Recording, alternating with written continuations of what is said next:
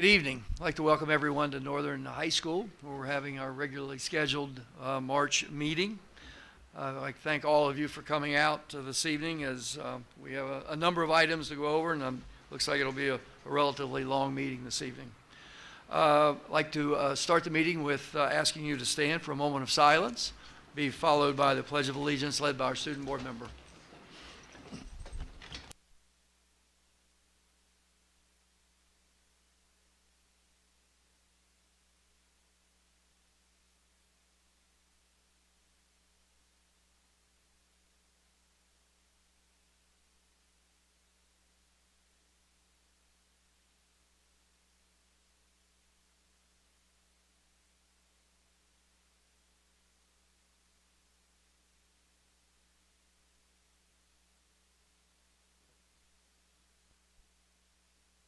Thank you. The agenda does have a couple of changes tonight. First of all, I will be asking the student member to give her report earlier this evening. She's going to do that after we talk about recognitions. She'll give her report. We also, under new business, letter E, it should read installation of northern stadium bleachers at their high school as an action item. And under continuing business, under D, it will say superintendent report regarding Swan Meadow and Route 40 elementary school closures. Those editorial changes should be noted for the agenda. With that being said, I will take a motion to adopt the agenda as amended. I'll make a motion to approve the agenda. Motion by Matthew, seconded by Jason. Any discussion? Those in favor signify by saying aye. Aye. Aye. And the agenda is adopted. I'll also take a motion to approve the February 14th, 2023 public session minutes. Are there any additions or corrections to those minutes? Make a motion to approve. Hearing none, Second. motion to approve by Jason, seconded by Matthew. All those in favor of adopting those minutes signify by saying aye. Aye. Opposed? And it does carry. The approval of the consent agenda. Take a motion for the approval of the consent agenda. So moved. So moved by Matthew. That was Rodney. Second. Seconded by Matthew. Rodney made the motion. Sorry about that, Mr. Glotfelting. All those in favor of the consent agenda signify by saying aye. Aye. Those opposed, nay. And the consent agenda is approved. Now I ask the superintendent to read us the closed session summaries and announcements. I'm sorry. We have the approval of the Route 40 School Closure Advisory Committee presentation and hearing, and the same for Swan Meadow. Do I hear a motion as to, first of all, the Route 40 School Closure Advisory Committee presentation? Make a motion that we approve both Route 40 and the Swan Meadow closure presentation. Okay, motion by Jason, Second. second by Matthew. Discussion? Hearing none, those in favor of the approval of the Route 40 Closure Advisory Committee presentation and hearing summary signify by saying aye. Aye. Those opposed, nay. And now the approval of the Swan Meadow School Closure Advisory Committee presentation and hearing summary. Is there a motion? I'll make a motion to approve. Motion by Matthew, Second. seconded by Jason. Discussion? Hearing none, those in favor of the approval of the Swan Meadow School Closure Advisory Committee presentation and hearing summary signify by saying aye. Aye. Aye. Those opposed, nay. And now the closed session summaries and announcements. Okay, thank you. The Board of Education met in executive session on Tuesday, February 14th, 2023 at 3:05 p.m. under Authority 3-305 of the General Provisions Article of the Annotated Code of Maryland to discuss the following items. Review executive session minutes, negotiation topics pursuant to 3-305B9, an investment of public funds topic pursuant to 3-305B5, personnel topics pursuant to 3-305B1, and administrative function topics. Jason Van Sickle made a motion to go into executive session, and Matthew Paw seconded the motion. Final resolution, motion carried with yea votes from Josh Heinbaugh, Matthew Paw, and Jason Van Sickle. Rodney Gotfelty was not in attendance at this part of the meeting. Jason Van Sickle made a motion to approve the executive session agenda, and Rodney Gotfelty seconded the motion.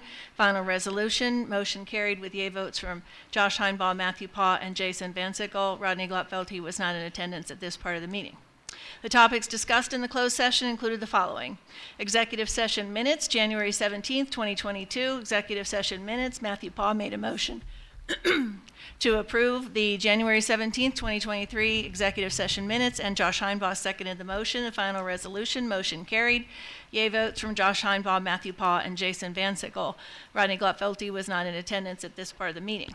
Negotiation, CBIZ Healthcare presentation, Mr. Michael Marchini, Senior Consultant of CBIZ Benefits and Insurance Services Incorporated, presented a health and wellness report to the board regarding the Garrett County Employees Healthcare Coalition. This presentation provided context for healthcare negotiations with the various bargaining units. Salary parameters, Ms. Allison Schweitzer, Director of Finance, Dr. Jane Wilderson, Director of Human Resources, shared proposed FY 2024 salary and benefit parameters with the board. GASA contract language, Dr. Wilderson and Mrs. Schweitzer shared proposed contract language changes from the Garrett Administrators and Supervisors Association, GASA Bargaining Group. Blueprint Implementation Pillar, Objective 5, Compliance. Mrs. Schweitzer and Dr. Wilderson discussed the compliance requirements for the blueprint implementation of Pillar 2 in regards to salaries. The board did not take action on any of the negotiations topics. Investment of public funds, retiree health plan trust for the Garrett County Board of Education investment policy statement. Mrs. Schweitzer shared a minor revision to the retiree health plan trust for Garrett County Board of Education investment policy statement. The board did not take action on this topic. Personnel, JROTC, Dr. Jane Wilson discussed a personnel matter regarding the JROTC program. The board did not take action on this topic. Professional leave request, Dr. Jane Wilderson, Director of Human Resources, presented a professional leave request to the board for their approval. National Association for Professional Development Schools Conference, Matthew Paugh made a motion to approve the professional leave request, and Josh Heinbaugh seconded the motion. Final resolution, motion carried with yea votes from Rodney Gotfelty, Josh Heinbaugh, Matthew Paugh, and Jason Van Sickle. Administrative function, the board discussed a few administrative function topics. The board considered these topics but did not take any action on those items. Adjournment, Jason Van Sickle made a motion to adjourn the executive session, and Rodney Gotfelty seconded the motion. The motion carried with yea votes from Rodney Gotfelty, Josh Heinbaugh, Matthew Paugh, and Jason Van Sickle. The board adjourned the executive session at 6:05 p.m. Mr. Tom Woods, board president, board members Mr. Josh Heinbaugh, Dr. Matthew Paugh, Mr. Jason Van Sickle attended the meeting. Mr. Rodney Gotfelty, board vice president, attended the meeting at 3:25 p.m. Ms. Barbara Baker, Superintendent, Mr. Brandon Hoover, Board Attorney, Dr. Nicole Miller, Chief Academic Officer, Dr. Jane Wilderson, Director of Human Resources, Mrs. Allison Schweitzer, Director of Finance, Mr. Paul Edwards, Director of Secondary Education, and Ms. Karen Brewer, Executive Assistant to the Superintendent, attended all or part of the meeting. Okay, announcements. On March 20th, we will have a staff development day with a 3-hour early dismissal.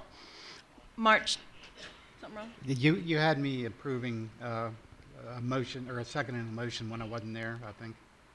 Okay, we'll check. Huh? I'll check on it. Just might want to change it. It would be hard for you to do if you're not here. I was We a will little check. late I'll that have day. Mrs. Brewer check on that. March 22nd, May Board Service Academy Crisis Communication How-Tos for Boards of Education will be held virtually 9 to 12. If you'd like to attend that, let Mrs. Brewer know. March 30th will be another Northern Area Community Meeting here at Northern Middle at 6 p.m. till 7:30. April 3rd will be our presentation to the Garrett County Commissioners on the GCPS Blueprint for Maryland Future implementation and the impact on the budget. April 6th is another staff development opportunity, 3-hour early dismissal. April 7th is Good Friday, all schools will be closed. April 10th is Easter Monday, all schools will be closed. And April 11th will be the next Board of Education meeting. It will be held at Southern Garrett High School. The public session begins at 6 p.m. Thank you. Thank you, Superintendent Baker. We now move on to recognitions. Tonight we have two folks here, and we're certainly proud to recognize their accomplishments. The first is a Friend of the Blind Award. which will go to Miss Angela Biggs, and that's going to be presented by Dr. Paul. So the board is pleased to honor, she's right there, I think, Mrs. Angela Biggs, instructional assistant at Swan Meadow School. She was a recipient of the 2023 Award for Friend of the Blind. This award is given annually by the Association for the Education and Rehabilitation of the Blind and Visually Impaired. The award recognizes Mrs. Biggs' dedication to the visually impaired community. She's worked with students that are visually impaired for over 18 years as an instructional assistant, and she's been instrumental in the development of her students, pushing for independent, strong peer relations, and providing support and friendship to the families. Ms. Biggs was nominated by Ms. Megan Hoover, the teacher of the visually impaired and orientation and mobility instructor for Garrett County. In her nomination, Ms. Hoover noted that Angie plays a vital role in each of her students' lives and education, going above and beyond her job duties. Mrs. Biggs was presented with this award during the annual DC Maryland AER conference on Friday, March 10th, 2023. So let's congratulate Angela, and if you would come up.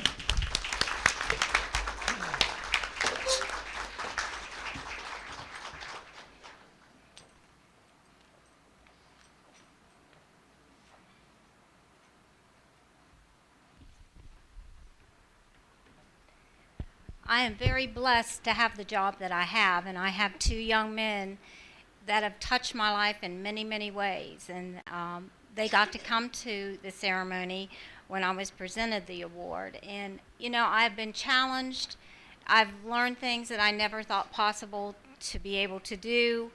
But most of all, I have been loved, and they love with their hearts, believe me. And I just feel very blessed to have been a part of them. That's wonderful. I think you can see some pictures on board docs if you take a look at those. So. And they're up there too.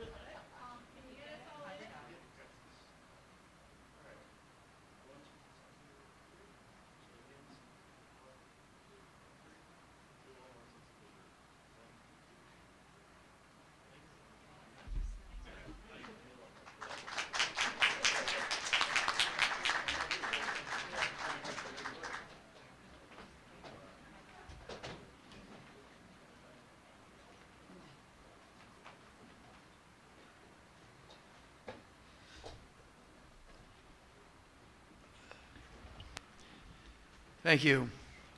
The next award goes to Jacob Brenneman, who is Northern Garrett High School's first four-time state wrestling champion, winning his fourth title just a couple of weeks ago. And I've asked Mr. Van Sickle to make that presentation, as he assured me that if he was able to make the presentation, he would challenge Jacob to a match later.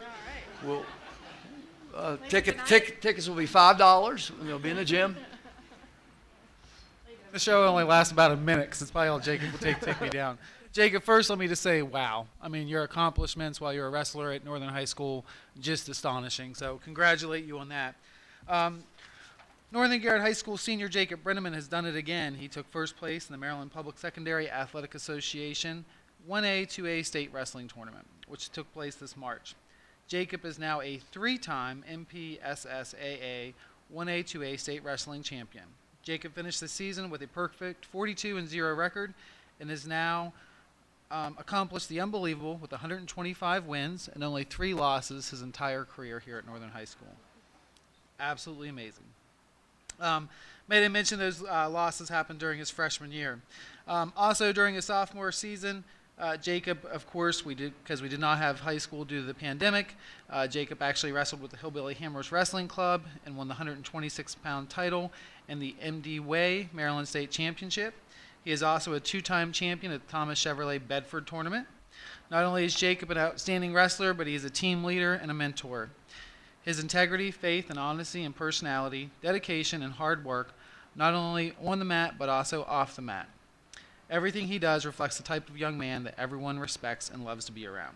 Jacob has accepted a full scholarship to continue his athletic and academic career at Edinburgh University in Northwest Pennsylvania for the upcoming year. Jacob, come on up. Congratulations.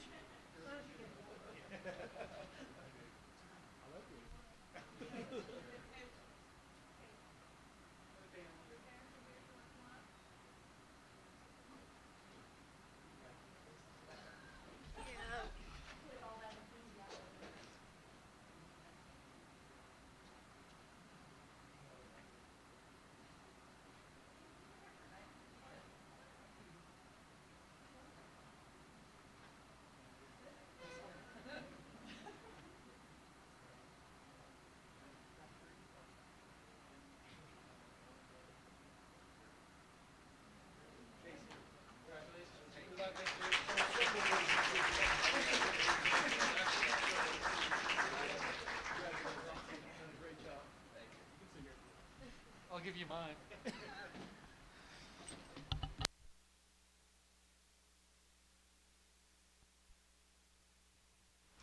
Would like to say a few words. Most of you know, some of you may not. Our superintendent has tentatively turned in her retirement.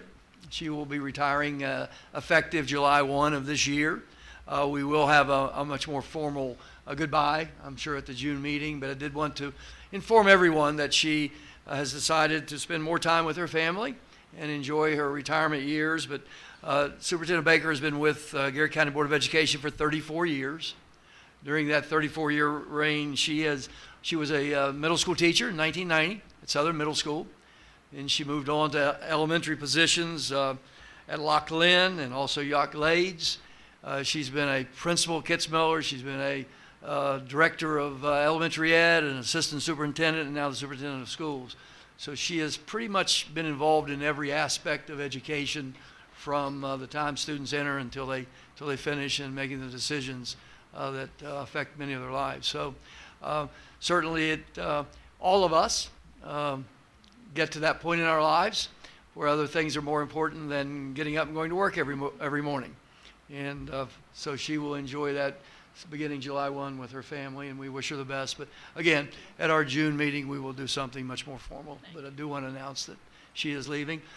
In the same vein, we are also losing our senior-most member of our Board of Education. Reverend Dr. Matthew Paul has accepted a charge at a Methodist church in Bridgeport, West Virginia, which will begin July 1 as well. So we not only lose our superintendent, but we also lose our senior-most board member, and me personally, I lose the minister of my church. So it's a big loss all the way around for me. But Matthew has been active in so many agencies in Garrett County. I'm not sure I can name all of them, but it seems like every day he has a meeting somewhere, aside from taking care of people like myself at our church. So it will be sadly missed to see Matthew leave with his wife and his son, but it's a great opportunity for him in Bridgeport. So Matthew, thank you, and I'm sure we will again do something more formal in June to say goodbye to Matthew as well.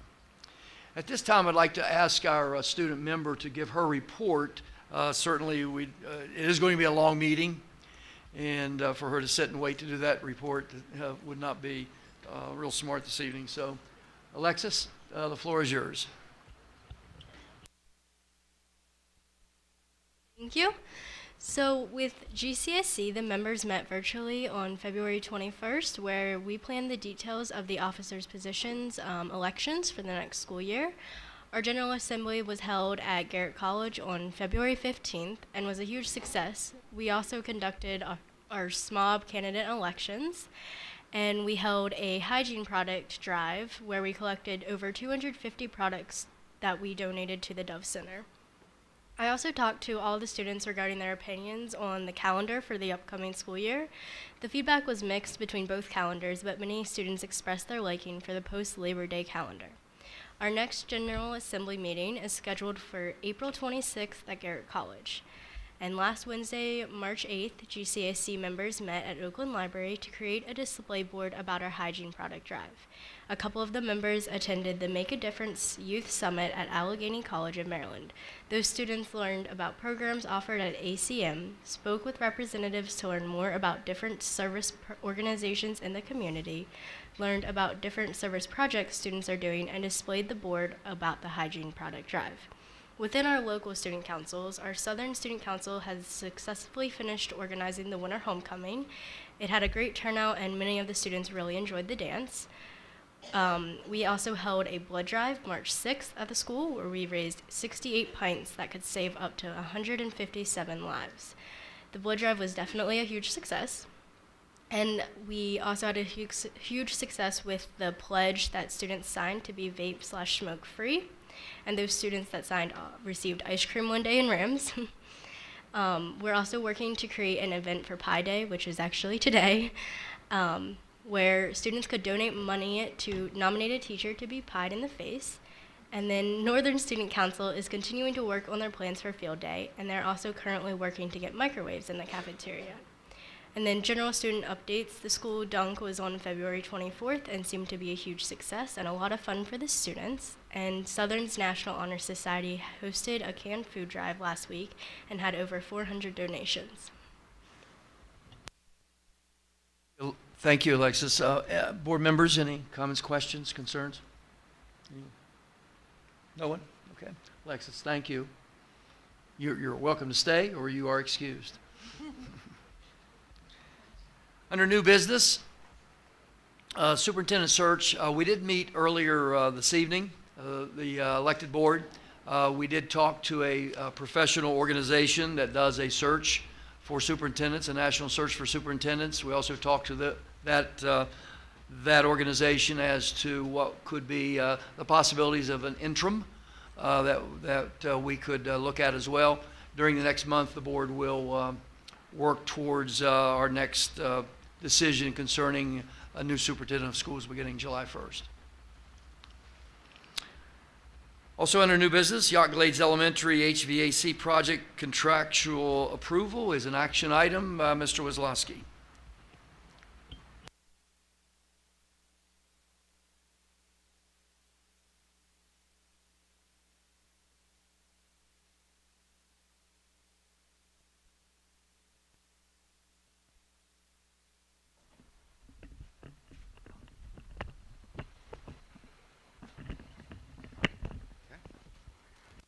Good evening.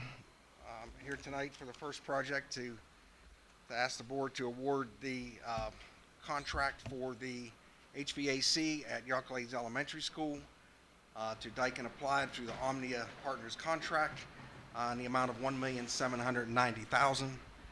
Back in June, we did sign the board did agree to the limited notice to proceed with this project in the amount of $3 million. So this project's under budget from the proposal.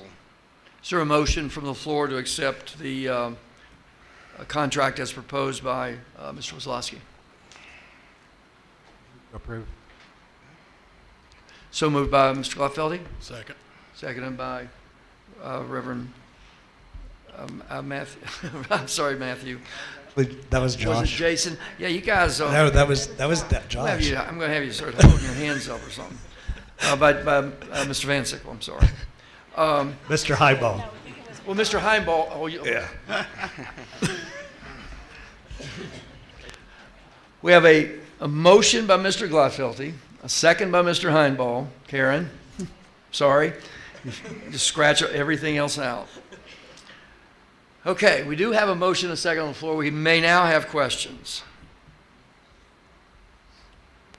Any discussion? Any questions? Hearing none, we have a motion on the floor with a second to allow for the Yacht Glades HVAC installation contract award as presented by Mr. Wisłowski. Those in favor signify by saying aye. Aye. Those opposed, nay. And it is awarded. Northern High School HVAC project contractual proven is also an action item. This is also part of the limited notice to proceed back in June.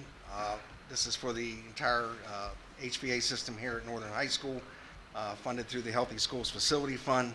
The contract is in the amount of $7,500,000.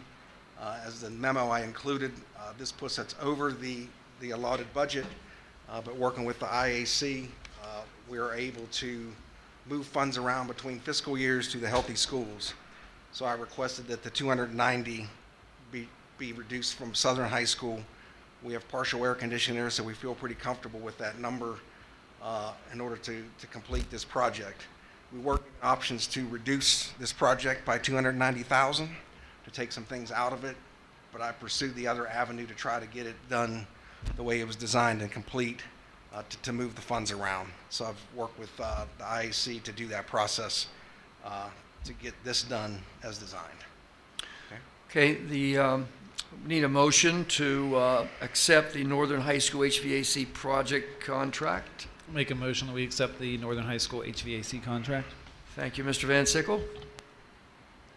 I'll second. Second by Mr. Gladfelty. Getting better. Discussion. I think we all understand you are taking some money from the Southern renovation project From the HVAC portion, yes. From the Healthy HVAC Schools portion. To cover this. with the knowledge that we'll be able to cover the Southern project as we go forward. Yes. Okay. Okay. Anything else? Hearing none. Those in favor of the Northern High School HVAC contract approval, signify by saying aye. Aye. Those opposed, nay. And it is approved. Limited notice to proceed to design services for Southern High School limited renovation HVAC project. Yes, this is a limit notice to proceed.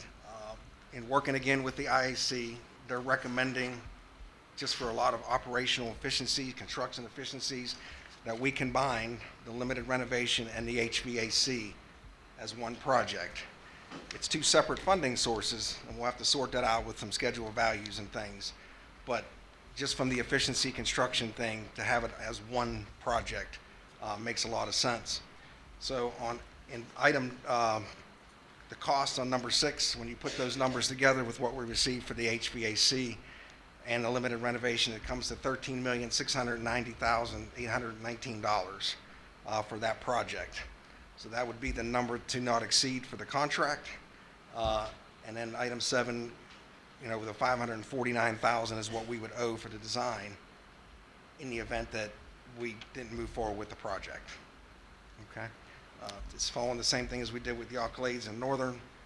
So all I'm asking tonight is for approval for just a limited notion to proceed. Okay, the limited notice to proceed to design services for Southern High School limited renovations HVAC project. Is there a motion?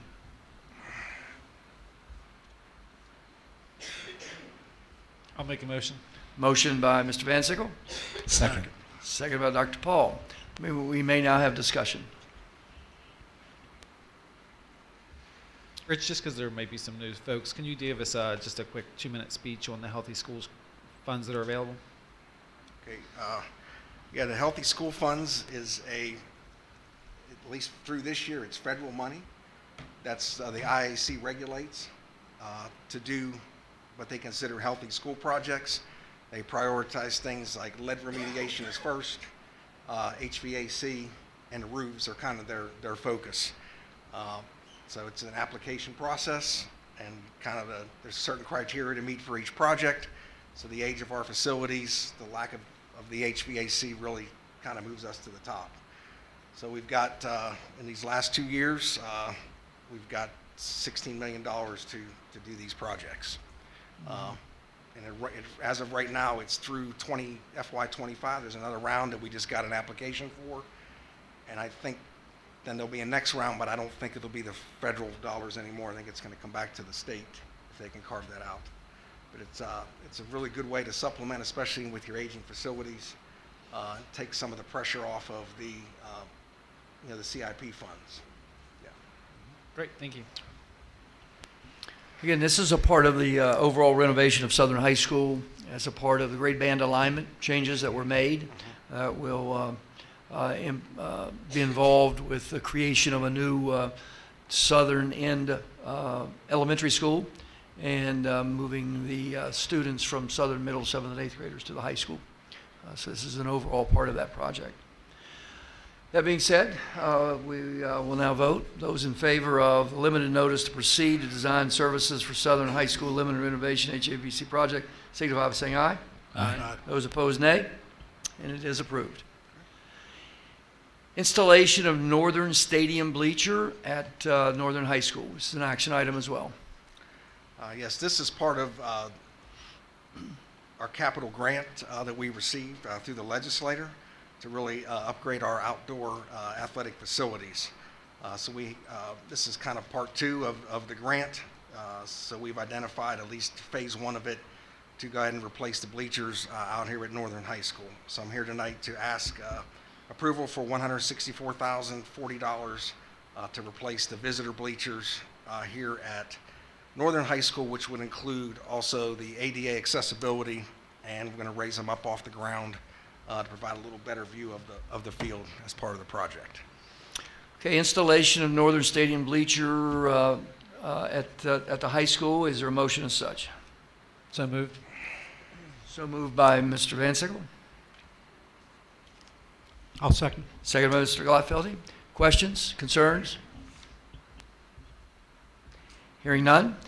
Those in favor of the installation of the Northern Stadium bleacher, Northern Stadium bleacher at Northern High School indicate by saying aye. Aye. Those opposed, nay.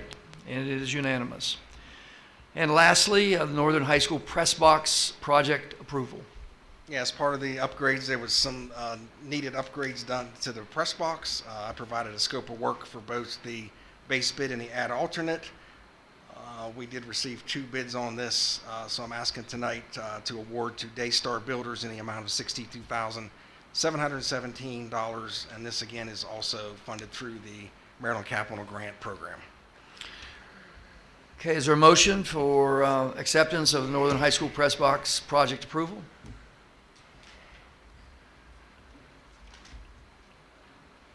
I'll make a motion. Motion by Josh. That was me. Matthew. I'll second. Okay, Matthew second. Josh, you just got the motion. It's the other way around. Yes. Okay, you're the motion. Yes. Matthew's the motion, Josh is the second. It's hard to hear which side it's even coming from. We're going to have to say our names when we make a Yeah, motion. maybe that would be a good thing. Yeah, sure. Any questions, concerns? Okay, Northern High School press box project approval. Those in favor signify by saying aye. Aye. Those opposed, nay. And it is approved. Thank you. Okay, we are at actually 1 minute till 7, so that works out perfectly. We are ready for public comment.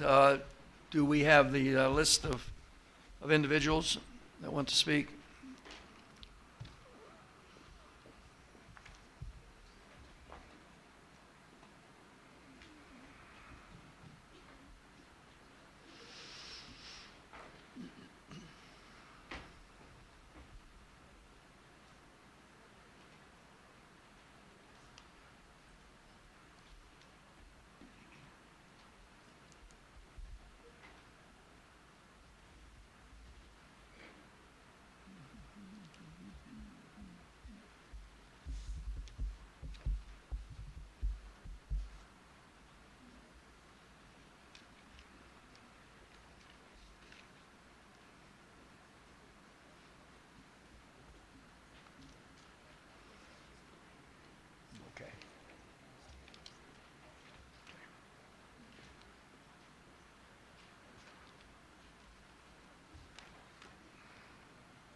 Donnie Joe McDaniel. Yes. Garrett County Board of Education is pleased to receive comments and ideas from our public pertaining to the policies and procedures and/or practice of the school system. We ask that the comments be limited to a maximum time of 3 minutes per individual, unless otherwise considered by the board president. There will be no discussion or action taken at the meeting, but may be considered at a future meeting. Issues that are specific to individual employees should be referred to the immediate supervisor for appropriate consideration and review. Rude, slanderous, or threatening remarks or other behavior that is disruptive or interferes with the order of the meeting will not be permitted.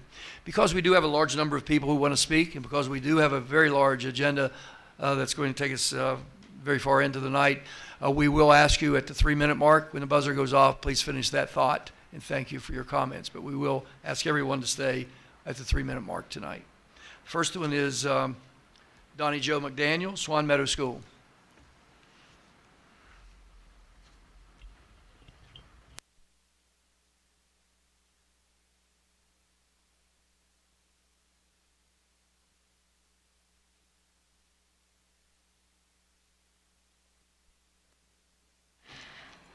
Hi, my name is Johnny Joe McDaniel.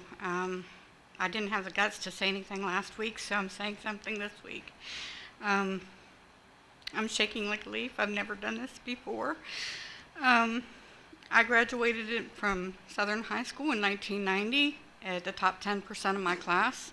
I am a disabled registered nurse, and as you can tell, education is very important to me. I have 4 children, 2 of which actually were failed by our school system. They were unable to graduate. One due to mental health concerns, and was told that she would be better off quitting school, and my ex let her do that. My other one was very, very ill.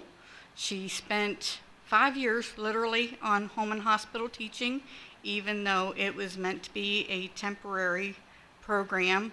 However, she has now 15 and counting rare disorders and is still very ill, throwing pulmonary emboli just last month. She was expected to do the same amount of work as every other student in the county, even though she was very ill, and her grades on her tests were still A's and B's. So obviously she got the information. However, she never got to graduate. My third actually graduated from Salem School, which is no longer with us.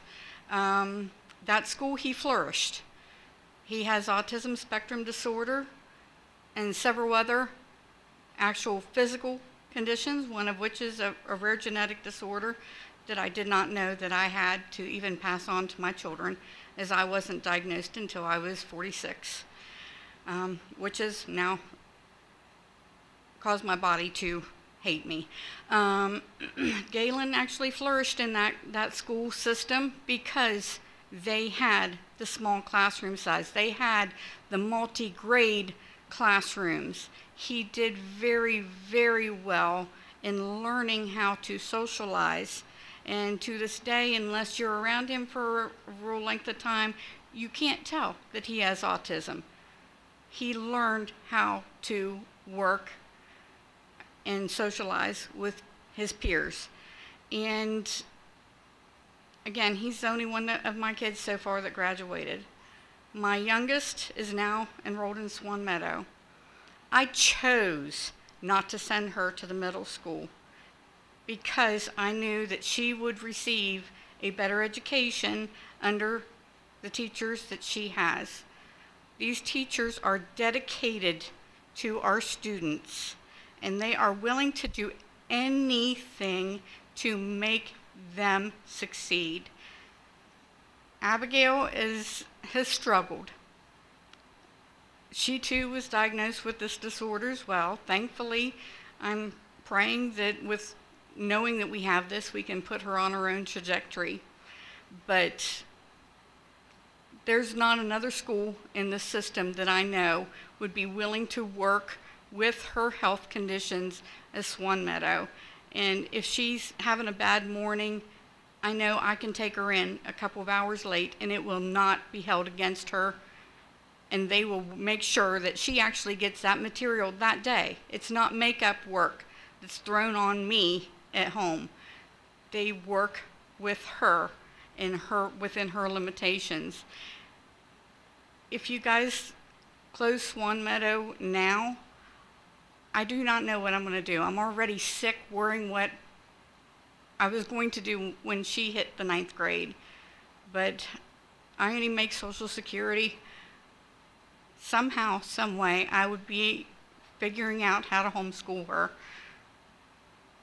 Please don't close our school. We desperately need that small class size for those that really truly need the extra help. And I'm sorry I went over time.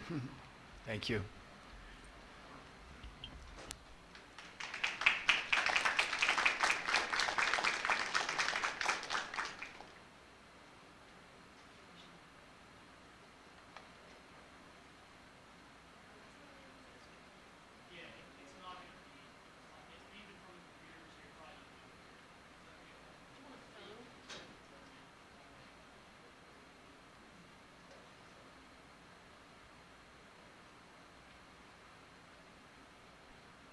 Rick Follett, from Route 40.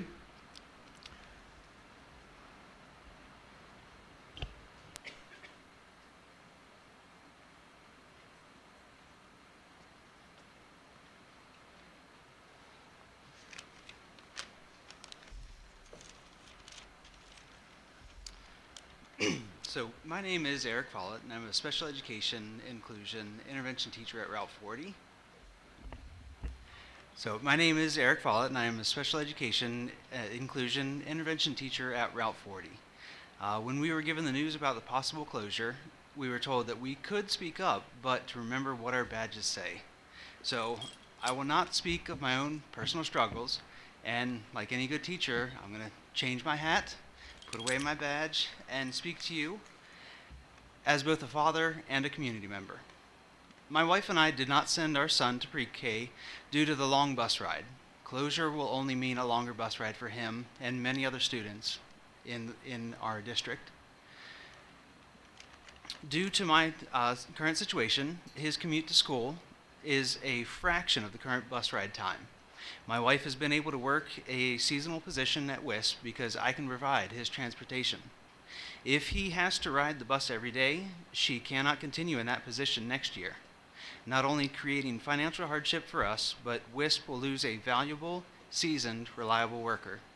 This cannot be a unique situation to only my family, and who knows what other hardships it is going to create. My son has made friends with his classmates, and not to say that he can't or won't make friends with students at Grantsville, but he will be split up from them with there being 2 different classes per grade. He will be robbed of the opportunity to build the close friendships with all of the members of his grade, like so many have before him at Route 40. With this being said, I strongly request that you fully consider the detrimental impact the closure of Route 40 can have. Thank you. Thank you, Eric. Rob Smith would like to speak about Friendsville School.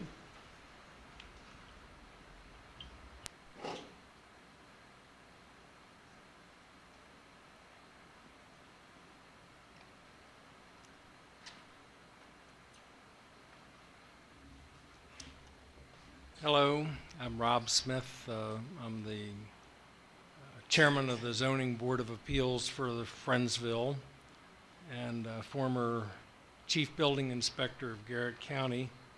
I'm retired now, and I'm working on a committee in Friendsville to try to save the town of Friendsville because we've been losing population, although that is very slowly but surely turning around. Friendsville is located on Route 68, is one of the 2 towns in Garrett County that are located on Route 68, and these are major thoroughfares for business in Garrett County. I'm afraid that if you close Friendsville School, you'll lose pretty much the whole town of Friendsville. These elementary schools are the identity of small communities like Friendsville, and the children, grow up with a feeling of, this is my hometown. If you take that away, the town dies. We've seen it happen, in other towns, and I think right now the population is down, but there's a lot of predicted population to be moving into Garrett County in the near future, because other parts of the state and other parts of the United States are not going to be too habitable. So it would be foolish, I think, to close Friendsville School. You've got the facility. Some minor improvements need to be made to keep it open, and you've got a dedicated staff working there to try to keep it alive. I don't see the logic in closing it at all. And the children of Friendsville have some of the longest bus rides of any children in Garrett County. So going over to Northern Middle School would be a real strain on these young children, elementary age kids. Middle school age kids can take it a little better, but I wouldn't want to put my 6-year-old on that bus all the way to Northern. So that's all I have to say. I hope you can see your way to somehow keep Friendsville open and find a way to find the funding for it. Thank you. Thank you, Rob.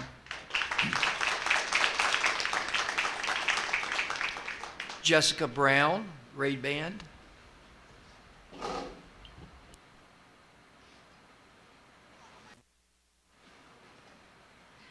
I apologize in advance as heartburn just officially hit me, so we'll see if I can get through this. But hi, everyone. My name is Jessica Brown. I am a Accident alum, elementary alum, and 2007 graduate of Northern High. I am currently Accident Elementary's PTO Vice President and a representative on the grade band committee. I currently have 2 students enrolled here at GCPS, a kindergartner and a pre-K 3 student, plus one on the way. So as you can imagine, I am deeply invested in my children's future, as GCPS will hopefully be a part of our lives for at least the next 18 years.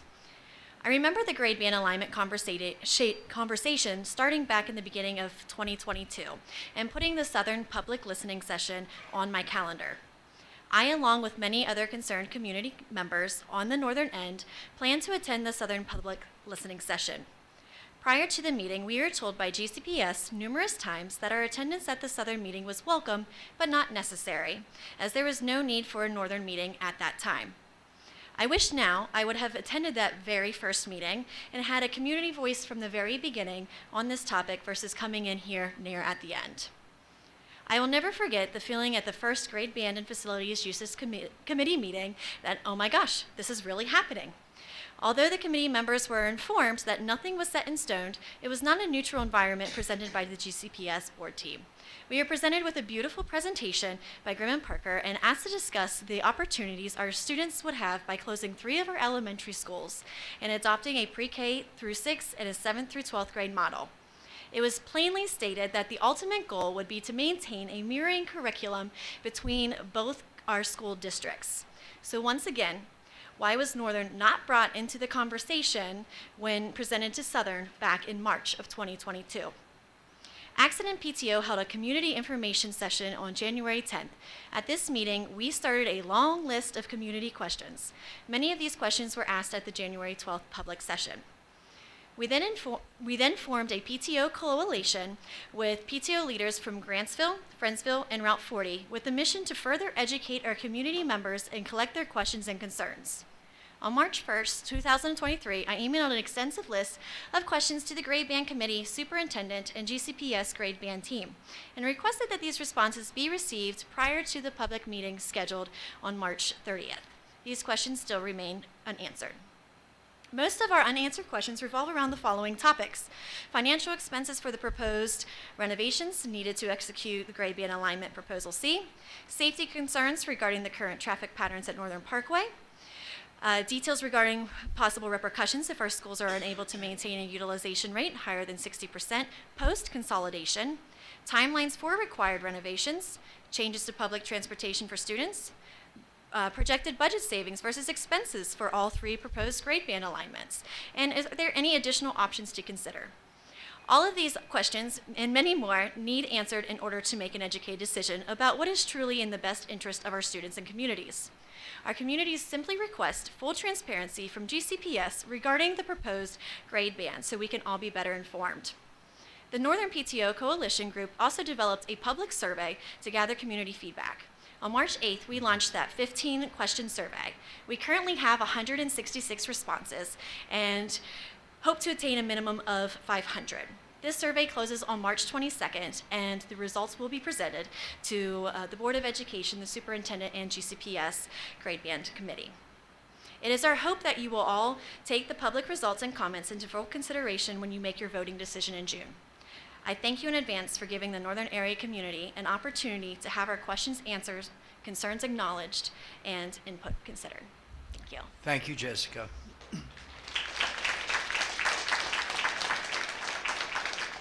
Is it Abby McDaniel? Abby, Swan Meadow School?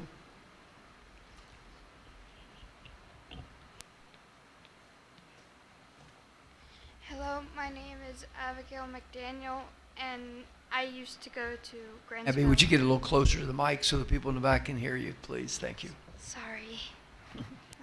I didn't really know what I was doing. I went to the meeting last week and met Miss Baker, which I gave the posters out of cardboard to her, and she said that she would presentate it to all of you. I used to go to Grantsville Elementary, and my grades were not the best there, but whenever I transferred to Swan Meadow, I got to actually socialize with people from different grades because of the multi-grade classrooms, and my grades got a lot better there because the teachers actually cared and smiled and were determined to help someone when they really needed it.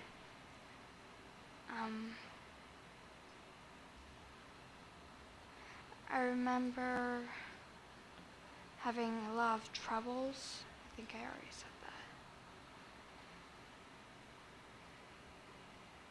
that. And I would be escorted by a tutor or someone to get help set aside from the classrooms because I was just in the middle of breaking down. And Swan Meadow also helped me get a lot of mental help from counselors. And I just really don't know what I would even do whenever I hit 9th grade. So if Swan Meadow were to close while I'm in 6th grade, then I don't know what will happen. I ask you to take into consideration of the students that don't know what to do whenever whenever Swan Meadow closes. I think I'm done now, so thank you. Thank you, Abby. Stephanie Boyd, grade band.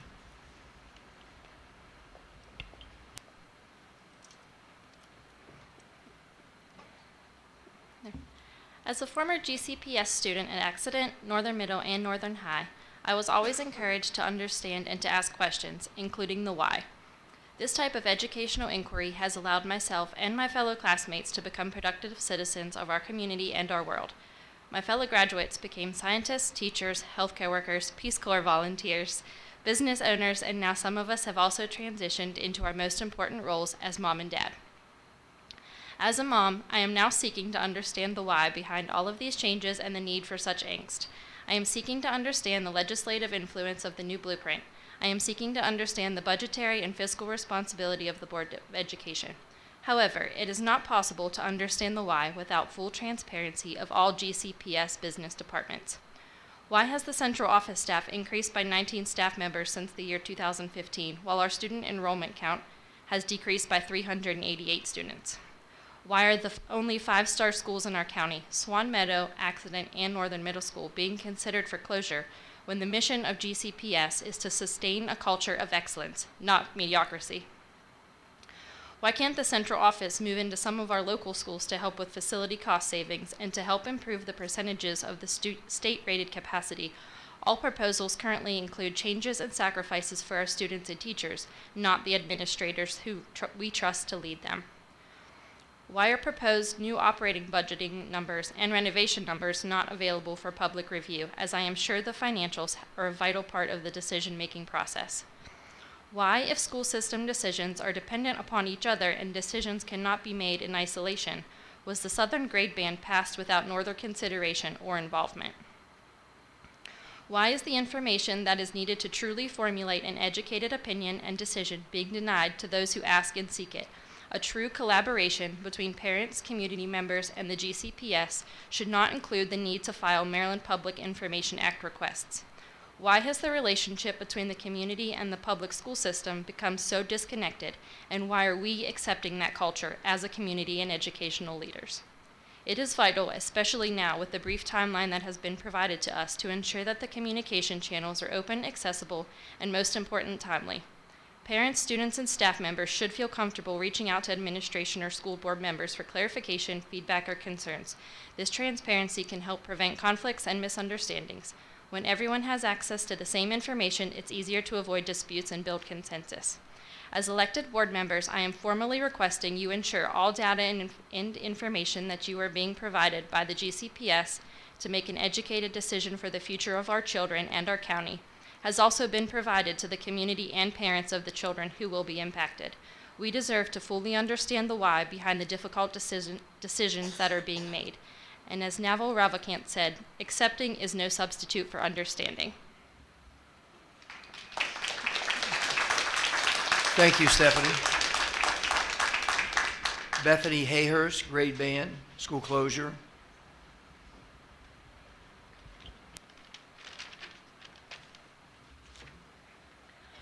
Hello, I'm Bethany Hayhurst, and I currently have one student in 2nd grade at Friendsville Elementary, and I will have a second at Friendsville Elementary School next year. I have a couple questions to start out. First, in regards to Blueprint, how many total action items is GCPS required to comply with? And of those, how many do we already do within our current system and structure as it is? My second question, the Board of Ed has presented us with 3 options, A, B, and C. Options A and B seem a bit crazy because Northern Middle School is one of the newest school renovations.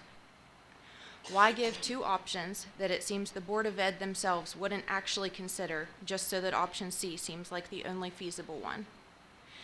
Has the cost of renovating and updating the current facilities been weighed against the cost of new construction of elementary schools? Maybe the construction costs would be comparable, but the schools could be built to accommodate current usage and solve the problems associated with aging buildings and outdated systems. What is the state-local cost split for new construction versus the cost split for capital repairs and update projects on the current facilities? Next, I just have a couple comments. When stakeholder participation and feedback is crucial, and with grade band alignment and school closures, it is. GCPS should communicate through as many outlets as possible, not just social media or GCPS website, and make every effort to be genuinely transparent. We're between a rock and a hard place now, and many community members feel blindsided. Grade band alignment should have been a community decision from the beginning, or discussion from the beginning. The southern end decision should not have been made independently if the 2 ends of the county had to mirror one another for the new alignment to work successfully. I would ask that you pause and consider if maybe that decision was rash or premature. The Board of Ed should strongly consider reversing this decision and reopening the discussion for both the northern and the southern ends to give input together.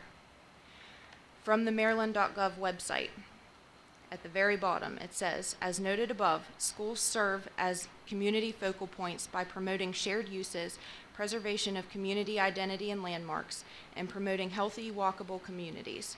Therefore, as much as possible, the Maryland Department of Planning aims to advance policies that encourage local jurisdictions to construct and rehabilitate neighborhood schools. Garrett County is unique compared to other parts of Maryland, and this should not be a one-size-fits-all type of decision. Especially here, community schools matter. As a former manager, I understand that at times there are big decisions that come from the top and trickle down to those who actually have to implement them. And there's no denying it's hard. What I ask is that you step into the batter's box, especially when it's hard, knowing full well that you might take a hit. Why? Because leadership isn't about being in charge, it's about taking care of those in your charge. And if you have a community of people whose kids are in your charge and they elected you to represent them, please stand up and go to bat for them now.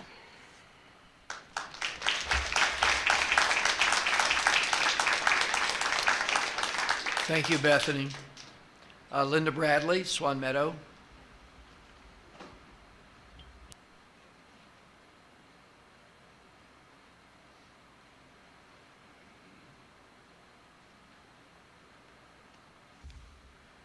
Hi, my name is Linda Bradley, and I'm a resident of Garrett County.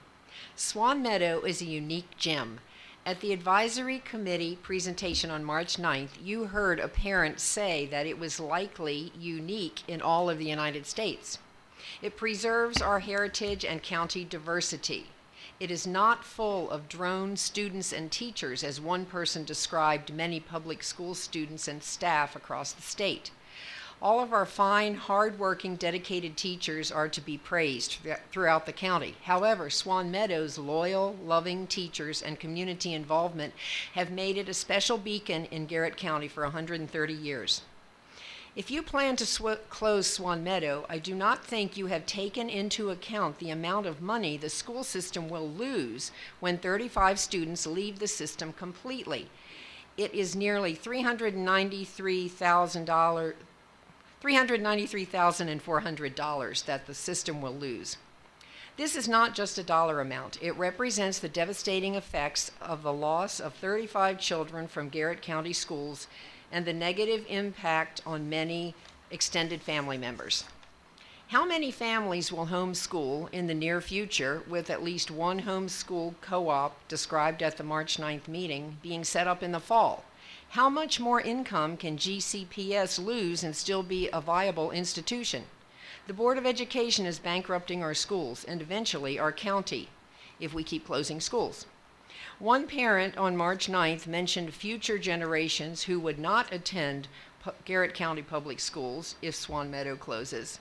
And this will number in the hundreds of children and family members who will not be involved in our community over the next many years. And what will be the impact to our county after that? What will be the demographics of our county in 20 or 50 years? Will we have diverse schools that provide for a variety of students and cultures? Do you think we will have a thriving base of families with school-aged children and more good-paying jobs? If schools continue to close, our county will become a wasteland. Is this in the strategic development plan?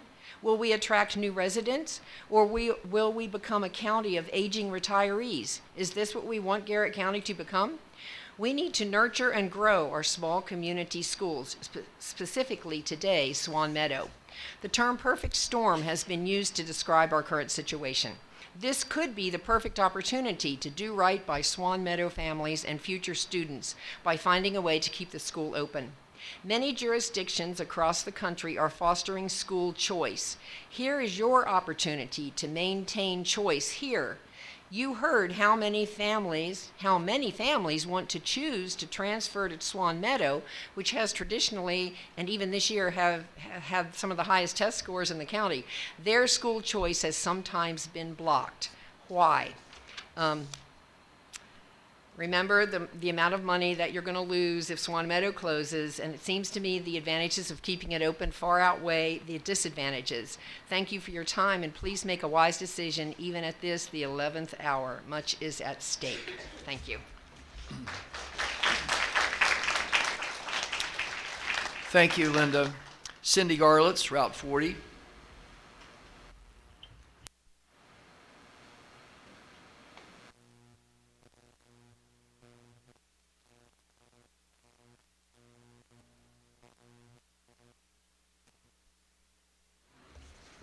Good evening. I'm sure you guys are familiar with me from last week.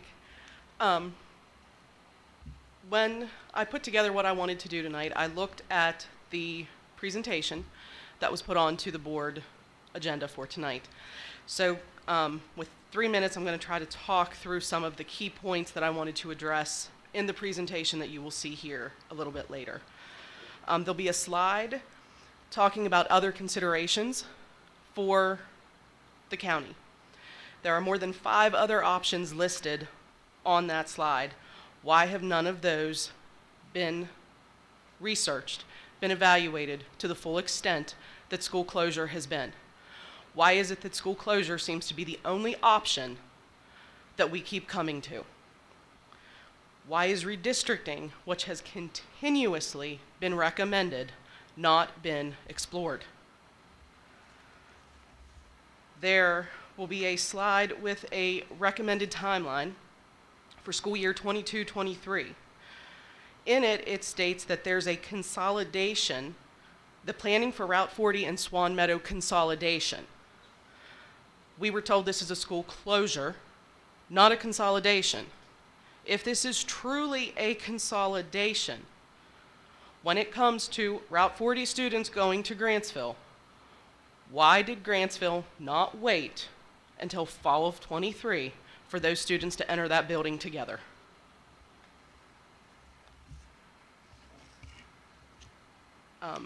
And looking at enrollment trends, it will be stated, as far as the discrepancy between the county government estimates and the Maryland Department of Planning, that numbers with the Maryland Department of Planning have been accurate in the past. So that makes me wonder, are you questioning if county government truly knows planning projections for the county, if you're not fully considering what they have in their projections?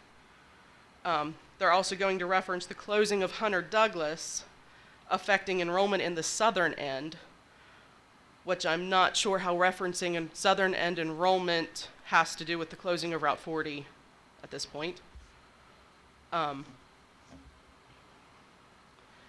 There will be a slide going back to the private daycare provider at Route 40. That daycare provider at Route 40 closed whenever COVID started. I know this because my children were there. And this currently is the first year that has been a normal year for students. The last advertisement for a daycare provider was fall of 21, when COVID restrictions were still in place. So if I were a daycare provider at that point, I'd have been very hesitant to possibly explore opening up a business. You will see also in those slides, and it's been stated already tonight, that school system decisions are dependent upon each other and decisions cannot be made in isolation. It has been stated over and over and over that these are separate issues and they're not to be discussed at the same time. Clear back to grade band alignment. The southern end discussion happened separate from northern end. Northern end was asked to wait to voice their concerns. If you're now stating that these decisions are dependent upon each other, these discussions should have been happening in conjunction this whole time. Thank you. Thank you, Cindy. Tara Crawford, grade band and school closures.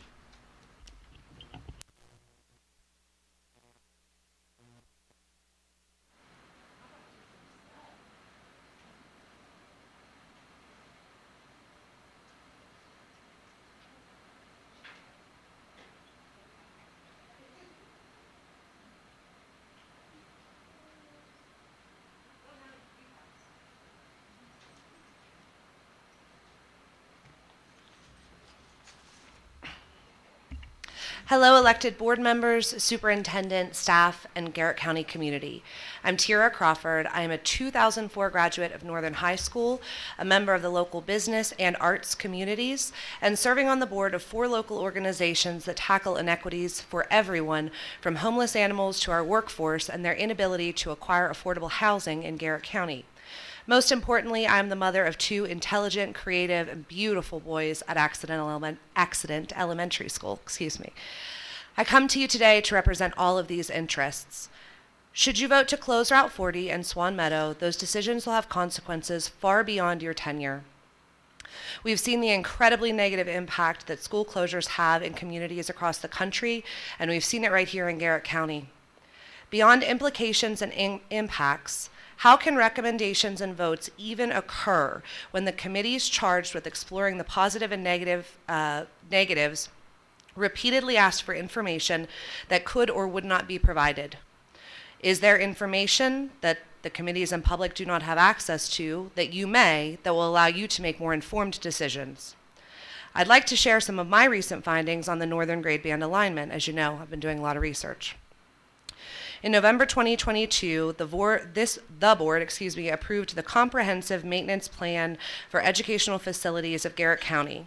It stands to reason that this plan is now used to consider crucial aspects of school closures and grade band alignment, and yet a simple review of this plan shows that it is miscalculated by $1,763,660.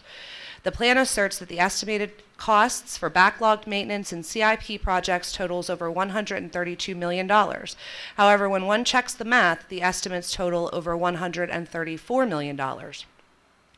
The most egregious errors are Northern High School calculation, which is low by nearly $1.7 million, and the Route 40 calculation, which is overestimated by $205,450.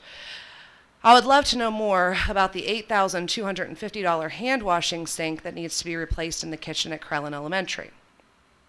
I recognize that part of the human condition is a lack of perfection. I'm not here today to ask for perfection from anyone. I certainly wouldn't want anyone to ask it of me. I'm here today to say that you must not make decisions that affect the lives of our children and the future of our communities when you do not have all of the information, or the information that you do have is incorrect.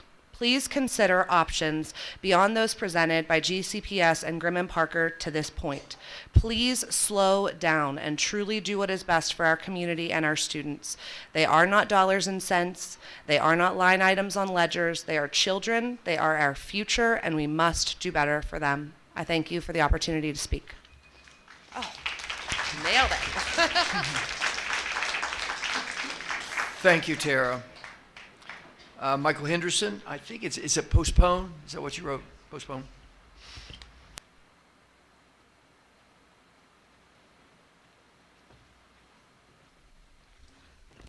My name's Mike Henderson. You've dealt with me before.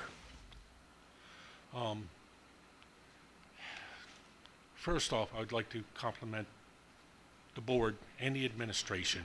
And all the years I've been here harassing you, everybody has been professional and polite. That's everything I could ask. Secondly, tonight the superintendent is going to recommend grade band alignment and school closure, and I'm going to tell you to not do it.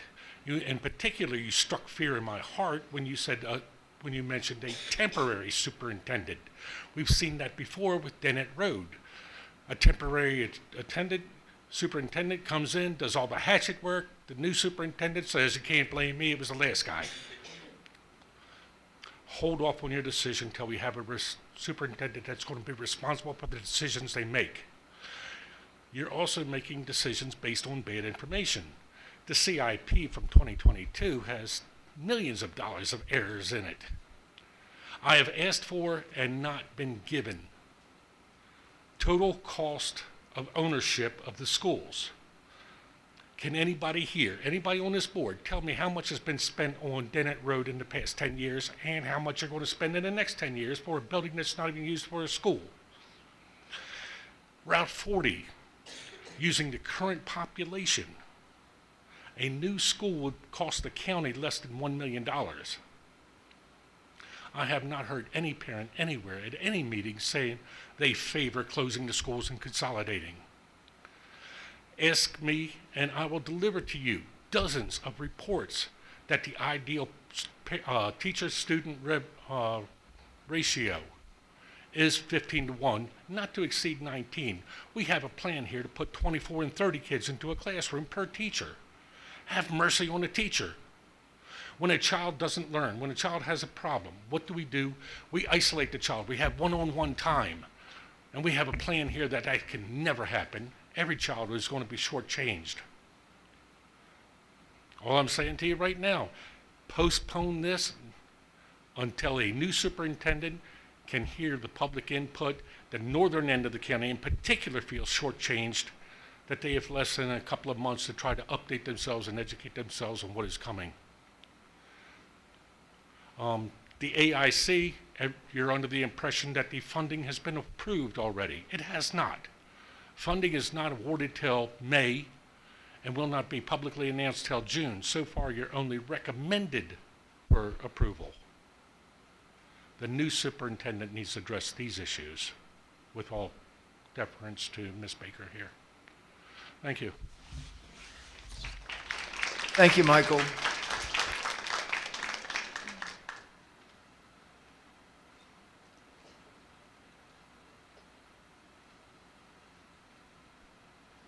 I do want to clarify one thing. The superintendent tonight will do a report and not a recommendation. She will do a report on her findings, but not a recommendation tonight. Allie McKenzie, Route 40.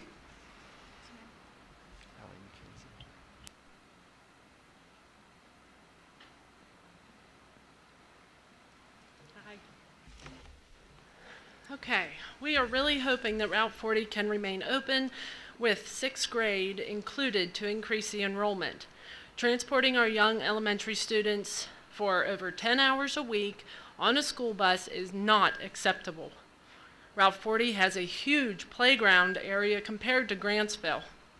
The playground at Route 40 provides a huge open space for free play, tag, football, soccer. My son's always taking some sort of a ball to school to play different games all the time.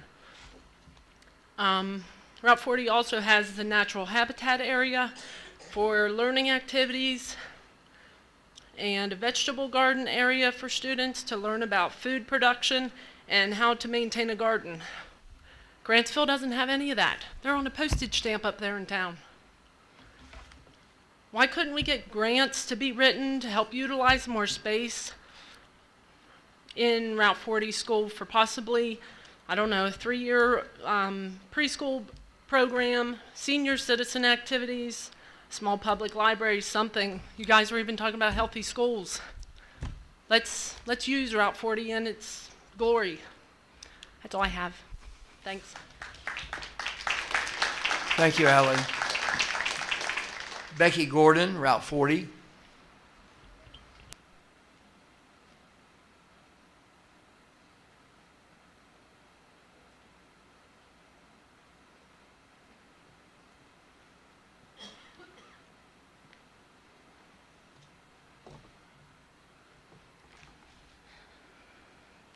Not my favorite thing again. My name is Rebecca Gordon, and I currently have a child enrolled at Route 40 Elementary School in Northern Middle. When you go to the Board of Education's website, under About Us, it states our vision. Education is the key to vitalization and sustainability of our community.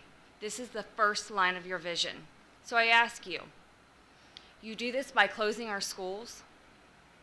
Swan Meadows parents have made it very clear they will unenroll their children from Garrett County Public Schools if you make the decisions to close their school. I listened to each parent that spoke this past week, and you are asking them to make a choice that goes against everything they believe in. I don't understand how you could even consider closing their school. I challenge you to take a day.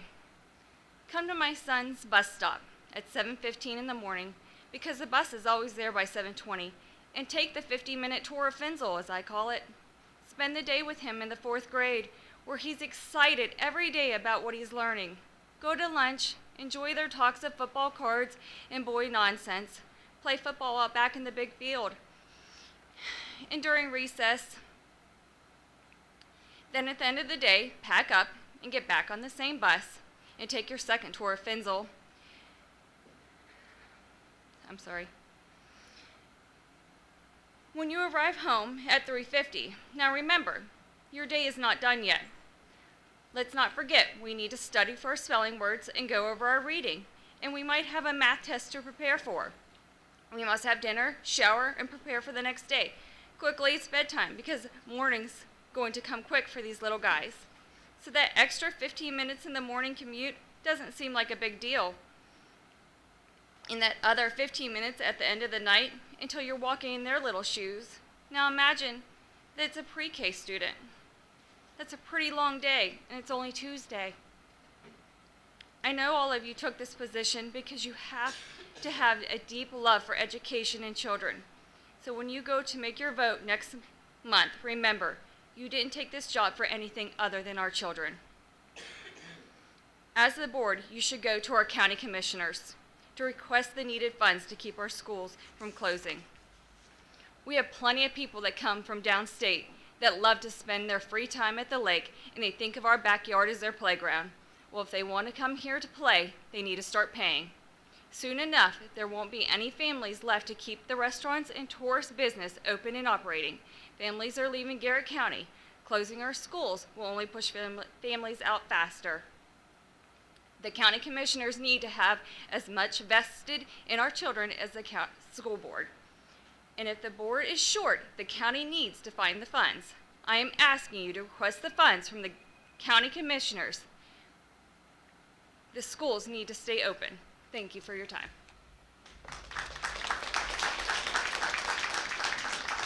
Thank you, Becky. Suzanne Hannes, Route 40.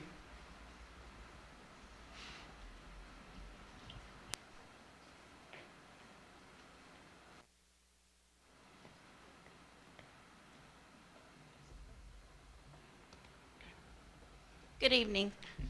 I'm going to come to you all with a different perspective. Mira is a fourth grade student at Route 40. We are actually, or I am, we are not from this area. I'm actually from Baltimore originally. So a lot of the people, probably pretty much everyone in this room, has a deep sense of community as far as they grew up here, they were born here, they went to all the schools here, they probably went to Frostburg State University. I did not. We moved here in 2007 and we set up our roots here. I have to tell you from a perspective, growing up in a very populated area, there are large classroom sizes, not a lot of individual attention. My daughter gets that here. She does have 23 kids in her class, including herself, but she also has 22 brothers and sisters that look out for her, and all the teachers and everyone in that school know who Mira is. And that's been like that since the beginning. She started her schooling there in the daycare that was there when she was 2 years old. And that's something I feel that needs to be reinvested in. It was a great thing to have that in that school. Daycare is hard to come by. Her current daycare provider is in her 60s, so she's going to be retiring soon, and she's not going to be able to help out the community. I feel like from the meeting that we had, or the presentation, there are a lot of questions, but not a lot of answers. There wasn't a lot of research to be able to make a compound decision. I grew up where we had those extra trailers where we had to have classes out there because there wasn't enough room in the school. It's not a great environment. My high school graduating class was 215 people. I don't know what your graduating class here is, but I mean, it's important, and I hope you all really, really, really kind of pause and really put more time into the decision, because once you do and make your decision, it's really, really hard to undo it. Thank you for your time. Mira, do you want to say anything? Do you want to say anything? No? Okay. All righty. Thank you all very much. Thank you, Suzanne.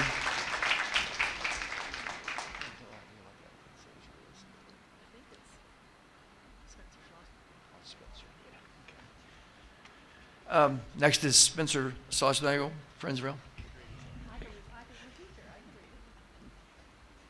You couldn't read mine. You wouldn't be able to read mine either, so. You're not. Good evening, Mr. President, school board members, and my friend, the superintendent. I just have a few notes here tonight, so it won't take long. Thank you for what you're doing. It's a very difficult position that you're in, the good times, the bad times. I'd like to apologize to friends over at Swan Meadow. I didn't get at meetings that they had last week. I felt this was like deja vu. Friendsville went through this back in 2011, 2012. Friendsville's numbers dropped from 2005. 135 students down to 100 students. Well, now we're back up to students. The superintendent of Annapolis, which we go to, and a number of you went. Governor O'Malley's office, the Lieutenant Governor was there, Lieutenant Governor Brown, and we talked to him a little bit. He said, tell you what, closer. Come on over and meet with my chief of staff and let's see what we can do. And Garrett County was looking at a $3 million deficit. And the news media, Garrett County looking at a $3 million deficit. And at that time, the Lieutenant Governor Anthony Brown is ready to work with Senator George Edwards and Delegate Wendell Beitzel impact of the $3 million cut in educational funds to the Garrett County Board of Education. Try that one? Okay. And at that time, they were able to help us out. What I'm asking this evening is this board spoke with our new governor, Governor Wes Moore. I know the superintendent of Board of Ed was just here last week. Have we talked to him about what you're dealing with? I know the population keeps declining in the county. We're working together in collaboration with the Board of Commissioners, looking for housing for all of our municipalities. We're all in it together, not just Friendsville or Accident, Route 40. We're in this together. We're in it together with you. We want to work with each and every one of you to help stop the bleeding. What can we do to help this? We don't want to see more children homeschooled, pulled out of the system, or families moving out of the county. It's not going to help any of us. We need to continue to grow and work together. I'm just asking that we look at the roadmap of where we're going to go. I mean, Friendsville, as you heard Rob speak earlier, yeah, the census shows our population decline, but the houses in Friendsville have all sold practically. We're looking for additional housing to bring people in. The elementary school has, which they didn't have back in 2012, is the Head Starts over there. We have the daycare over there.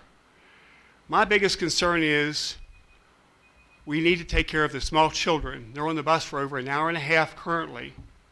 One family, our clerk, just left her position. If her children would get on the bus, they get on the bus at 6:35 in the morning. She was bringing her daughter into Friendsville Elementary because she could come to the town hall to work.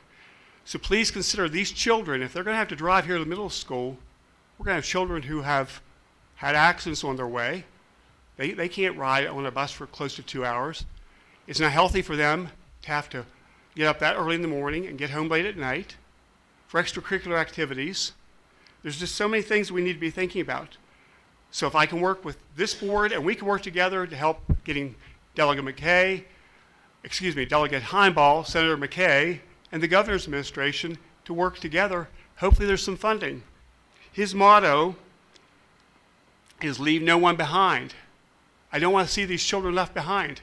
It's about the kids. It's not about us. We're adults. We can take care of ourselves, but these children cannot.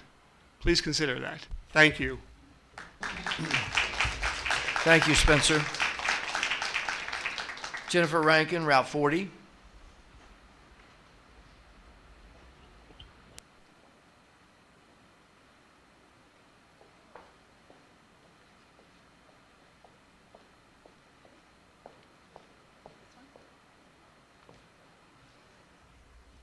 Hi. I didn't really prepare remarks for this evening.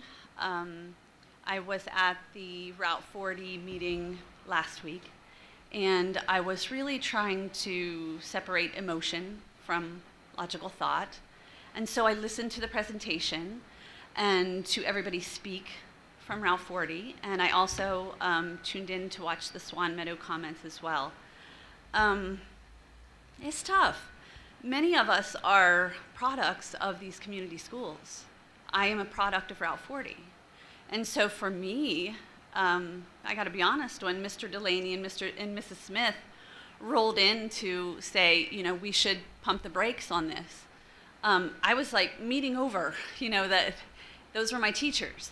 And they are sources of immense wisdom for this county. So as I sit and listen to everybody speak this evening, there are so many wise people in this county who have done research, who have so many different perspectives. It's not just one perspective, one school. And I don't think anybody's not open to confronting some hard issues. But when I think about what I've been hearing, so many more questions than answers or reasons. And in my line of work, I get to see Garrett County celebrated for their community schools. It's what we have around the state. It's what we're known for. It's what, when you meet somebody who's from downstate and you say, I'm from Garrett County, and they say, ooh, let's talk about Krellin. Or, ooh, let's talk about your robotics team. Or, you know, what's going on with Natural Playground at Route 40. They know these things. And so, as I'm trying to kind of work through that in the last week, the state report card comes out. And that's a great thing. There are 5-star schools in this county. There are 3 of them. And the ones that didn't achieve 5 stars were so close. If you looked at those numbers, it was just a source of pride for me as a parent. I have a student at Route 40, one at Northern Middle, and one at Northern High. And my oldest graduated from Northern High last year. She's doing amazing. And they're products of Garrett County schools just like me. So when that came out, I thought, wow, is that a sign? Because those 3 schools that are 5-star schools won't exist anymore in their current form. And so we have to think of, if it's not broken, we are trying to fix something that's not broken. In fact, something that's wildly successful. So I will finish up. In my last remark, I would just like to say that it's not broken, but also that our children are too precious to build this thing in mid-flight. We've done that with education initiatives before. Our children are too precious. Our teachers are. This will affect our teachers, and I know nobody's talking about that, but they are a precious resource in this county. So please consider all of the aspects before you make a decision. Thank you, Jennifer. Our last speaker is Monica Rinker.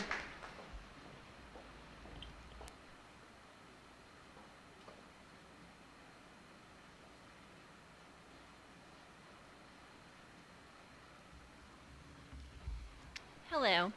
I had something prepared that I was going to read about, and then today, when I was looking over the agenda, I happened to pull up consent agenda, and I clicked on it. So my questions are under consent agenda today. When you click on consent agenda, it's an action item. It says the consent agenda includes certificated staffing, recommendations, and the below revised board policies. 1, board policy, meeting procedures policy. 2, request to do research in Garrett County Public Schools policy. 3, investments from operating funds policy, and 4, whistleblower policy. So my question is, and I know I probably won't get an answer, but current or past board meetings, and I even looked back at January and February, the procedures were never under a consent agenda before. Like when you look back at February, it's on the agenda. It's under policies and procedures, and they've been listed there before. So my question is this something new? But then when I look at consent agenda, I screenshotted something on my phone when I researched it today. Whether you are running your organization's board, committee, or membership meeting, being both efficient from a time standpoint and effective from a goals/follow-up standpoint are very critical.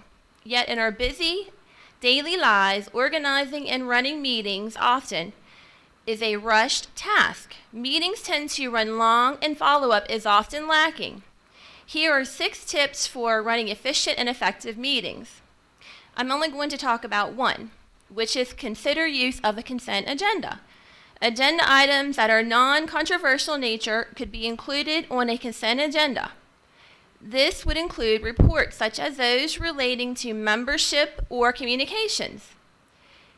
If the reports are typically read or given at a meeting with little or no discussion, considering including those items on a consent agenda. The consent agenda is distributed at the same time the meeting agenda is sent out and contains all the various reports. I'll skip real quick. The very end sentence. Note that the consent agenda is not a good vehicle for items that are typically discussed and debated at board meetings, including changes to board policies and discussions of fiscal items and expenditures. So I thought that was important to question. And also, just for clarification, this is something that I'm hearing out in the public, is you made an amendment to the agenda in the beginning, Mr. Woods. And the one amendment was, and then something was just stated about it, it was on, you changed the wording. Sorry, I have so many papers here. It was under continuing business, D&E. It said superintendent recommendation regarding Swan Meadow school closure and recommendation regarding Route 40 school closure. I believe to our understanding tonight that it was to be a recommendation. I know the process started as a recommendation to close Route 40 in Swan Meadow, and that's what started the committees. And then I thought tonight it was supposed to be a recommendation. That's what people thought, but now it says report. So can you do a clarification in the recommendation that was in here and the wording report, and will it still follow for next month at the meeting that the board will take action on the closure of Route 40 in Swan Meadow, or will that be delayed a month because this says report, not recommendation? It's just some clarification. Thank you.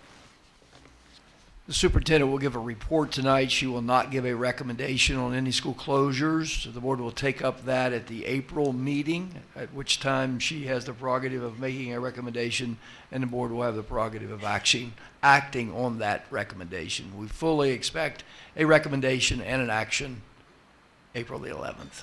That is our expectation. Thank you so much for your comments and concerns. We certainly listen to each one of them and take each one of them to heart. And once again, I certainly thank you for the respect of conducting yourselves like ladies and gentlemen. I'm sure your children conduct themselves the same way that you do. Having said that, we're going to take a 10-minute recess before we move on to our next item, because we do have 2 very large items coming up. And so we'll take about a 10-minute recess, and we'll come back here about 15 after 8.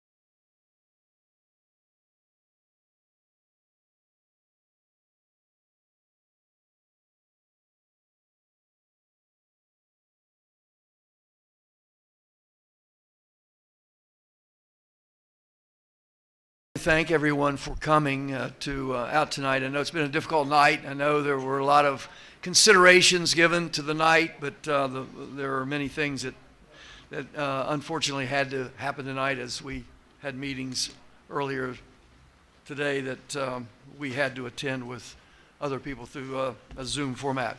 Here's what I'm going to do. I'm going to change the agenda a little bit to try to accommodate probably 99% of you that are still here. I'm going to ask the superintendent to make her report now, so that if that's the only thing you're waiting to hear, you can start home. And if not, you're welcome to stay, but I'm pretty sure many of you are here to listen to her report. So I ask the superintendent, we'll go to continuing business D. Superintendent will make her report concerning Swan Meadow and Route 40 elementary school closures.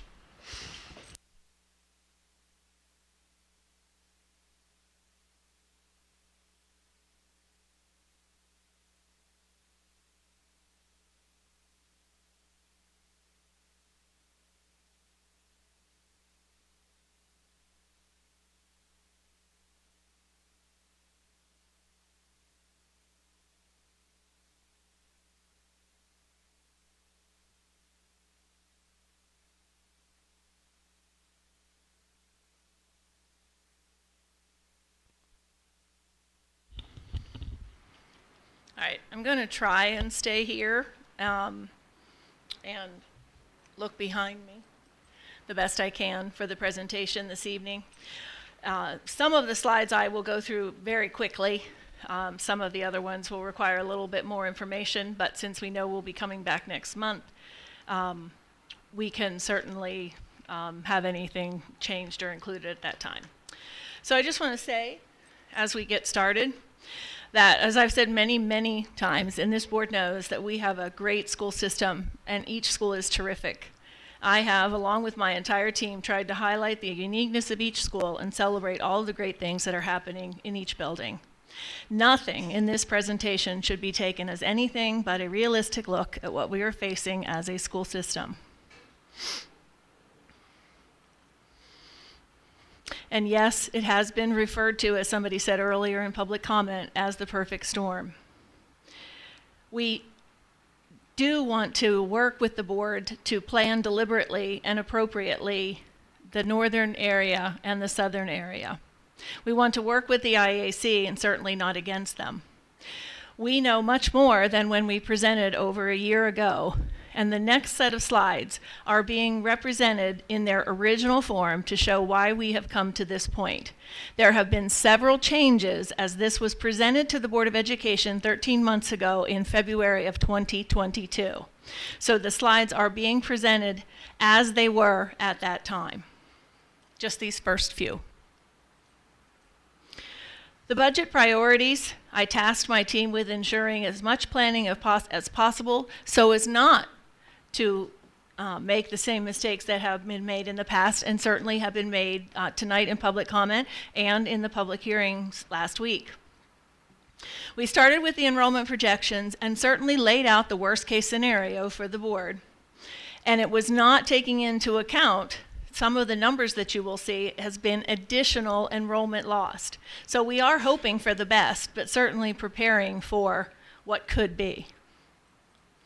Again, this historical background, these presentations are all on our website, and anyone can access them. The main one that I would draw your attention to is the Strategic Facilities Committee. We do get a lot of public comment that we have a lot of studies, but we don't often implement, and I mean that as a superintendent and as a board members come and go. But that has been a criticism, right, wrong, or indifferent. So we're trying to listen to some of the recommendations and present those in a balanced format for the board to consider. Same with this slide. We are trying to balance their instructional impacts. However, costs and savings must be considered because we cannot overspend what is our revenue that you will see a little bit later. I can't predict, as many people have said, and are certainly very valid points. This is just the summary of the enrollment trends from 2010 to 2021. Clear back as far as 1972, Garrett County Public Schools has lost enrollment. Some years there's been a little uptick, some years it's been flat, but overall we have had a declining enrollment, and of course, as most of you know, that means an enrollment in our revenue. This slide is also being presented as it was in February of 2022.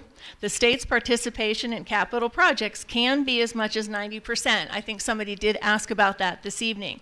Our participation the last time that we tried to renovate Southern Middle School, the participation was 50-50. And the cost for the county just for Southern Middle School, I think, ranged in the $35 million to $40 million range.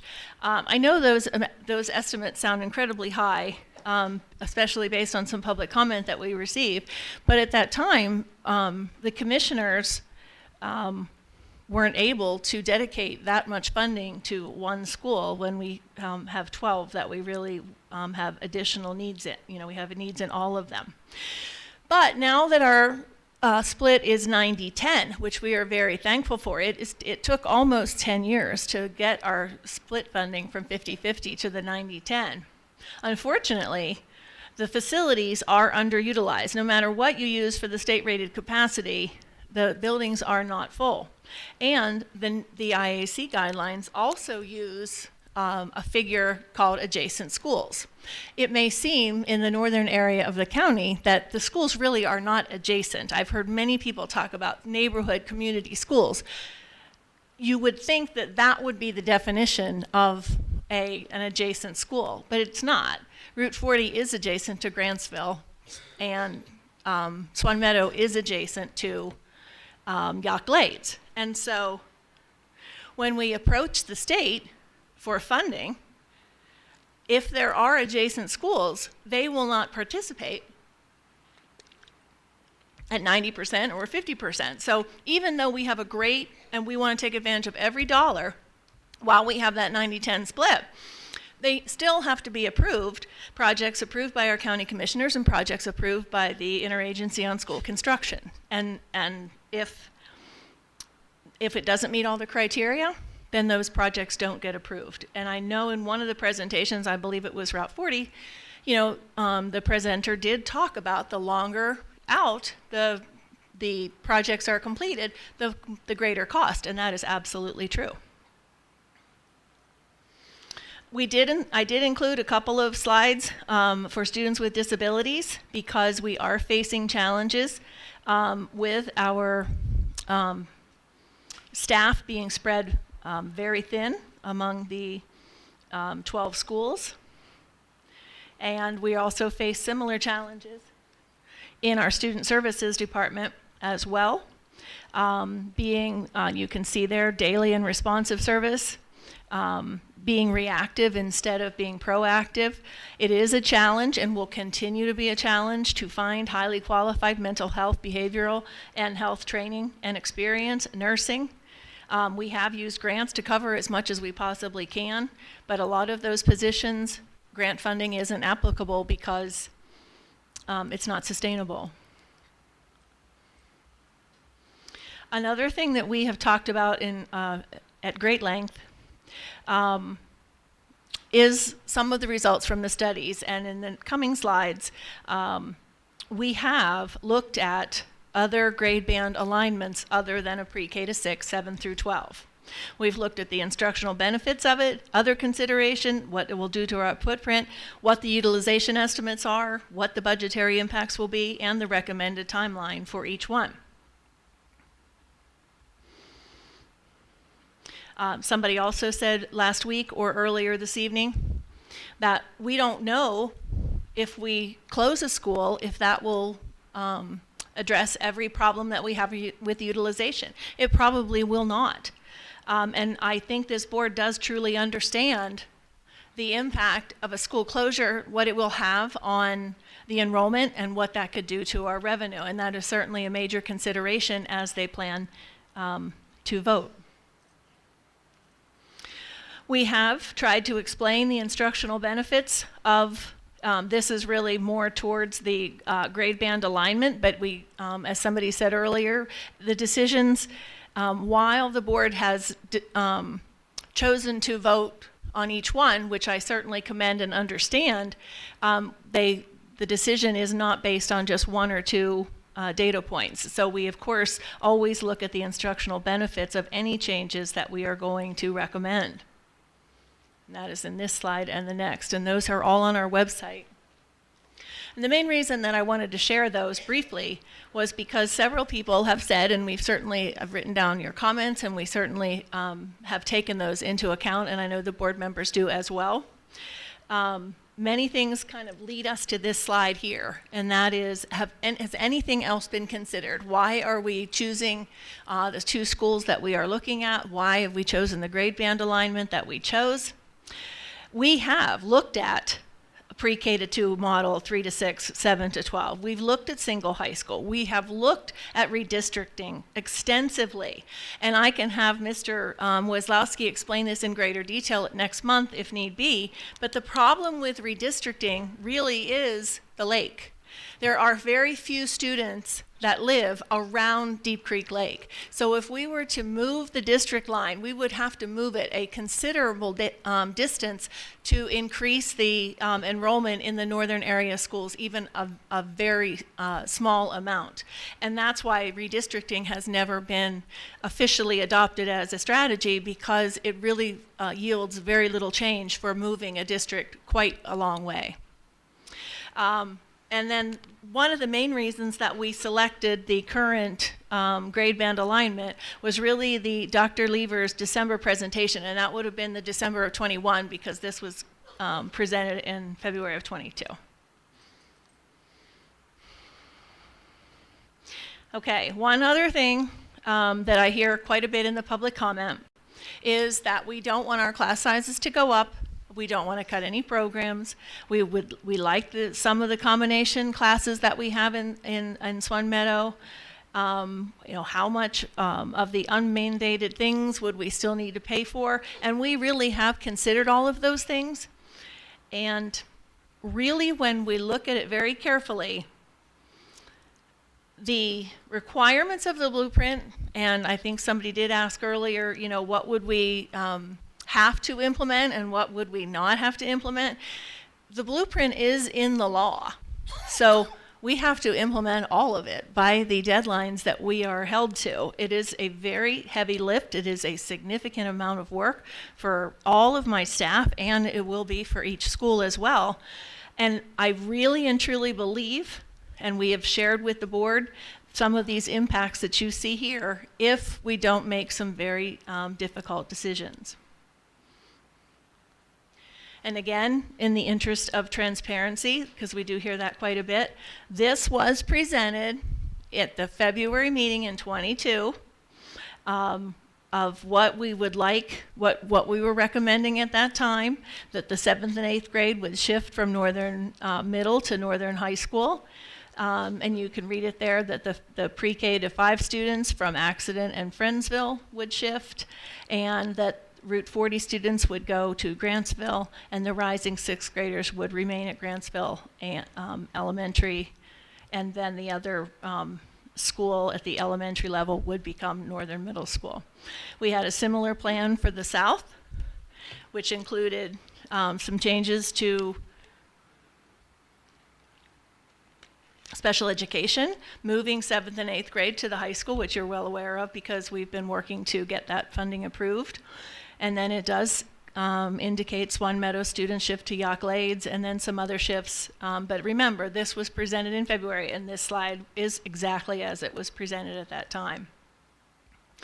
So, I know there are a lot of people that this did take them by surprise, and I apologize for that. And if we didn't get the information out in a way that most people knew that we were talking about it, I do apologize for that. I feel at that time we were being transparent, and so I do apologize for the timing if it did come as a surprise. And we will try and do better when it comes to these very difficult decisions the board members will be facing. Unfortunately, Again, this one is the slide that has probably changed the most since it was presented in February of 22. The new state-rated capacity for Grantsville with all of the renovations, and the renovations were done at Grantsville because it was an open space school. One of the priorities that Mr. Wazlowski was talking about earlier that the IAC has for our schools is to enclose open space schools, provide locking doors, etc. So that is why Grantsville was included in that round of a very limited renovation.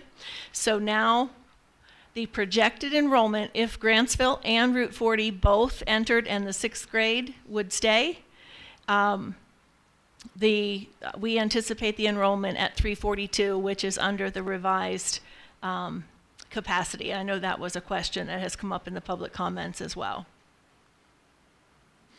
This slide, again, we have completed the Grantsville enclosure projects. We did look at the ed specs and feasibility of moving the students from Broadford into the Southern Middle building, and planning for the Route 40 and Swan Meadow consolidation, and then doing the A&E design for this new Southern Area Elementary School, which would be pre-K to 6. So we have met the goals of that timeline.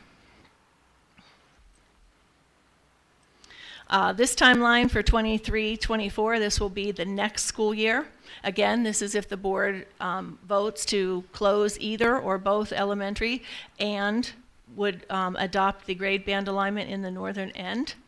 Route 40 students would move to Grantsville. You can read them there. We would continue throughout the school year to work on the A&E for the Southern Elementary, work on the high school spaces, work on the Northern Middle building.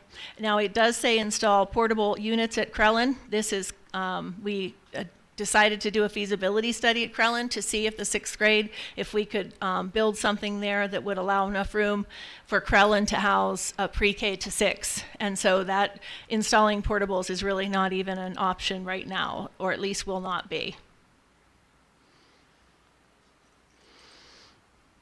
And then you can read ahead the next 2-3 years of the timeline if the board adopts all of the parts of the plan. We did have a comment earlier about the enrollment trends.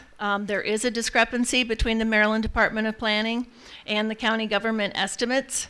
I will say again that the Maryland Department of Planning has been pretty accurate. They don't use averages, they really look at birth rates. And so then as you move out 5 years, you can't use any kind of good data, because of course in 5 years those students start in school. So then they start using averages, but they do use birth rates and historical data when they determine possible enrollment figures. And that was a typo in the second bullet, because we do have a number of families, both in the northern end and in the southern end, that do work at the Hunter Douglas plant. And really that adding this as a bullet point is really to show that unfortunately a lot of the bigger companies are moving out of Garrett County or the surrounding area. And so when we plan for that, we have to be mindful of those closures, and it certainly will impact our enrollment probably in a year or two.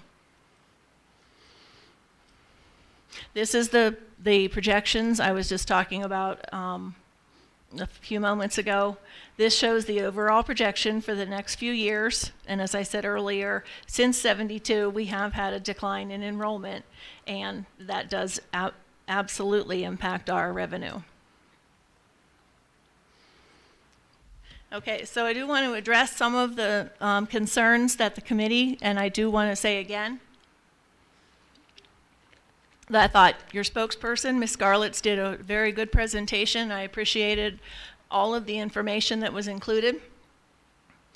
Some of the information, though, I would like to present the part that my team has been working on since we received the presentation.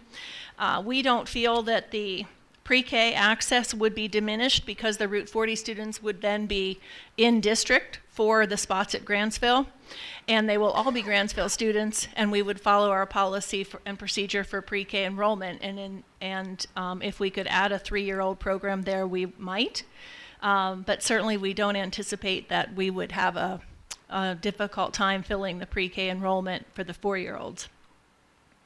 We have had an RFP process and have advertised for a new daycare provider at Route 40. I certainly understand the comment earlier tonight that maybe we need to put out another RFP depending on what the board determines they would like to do.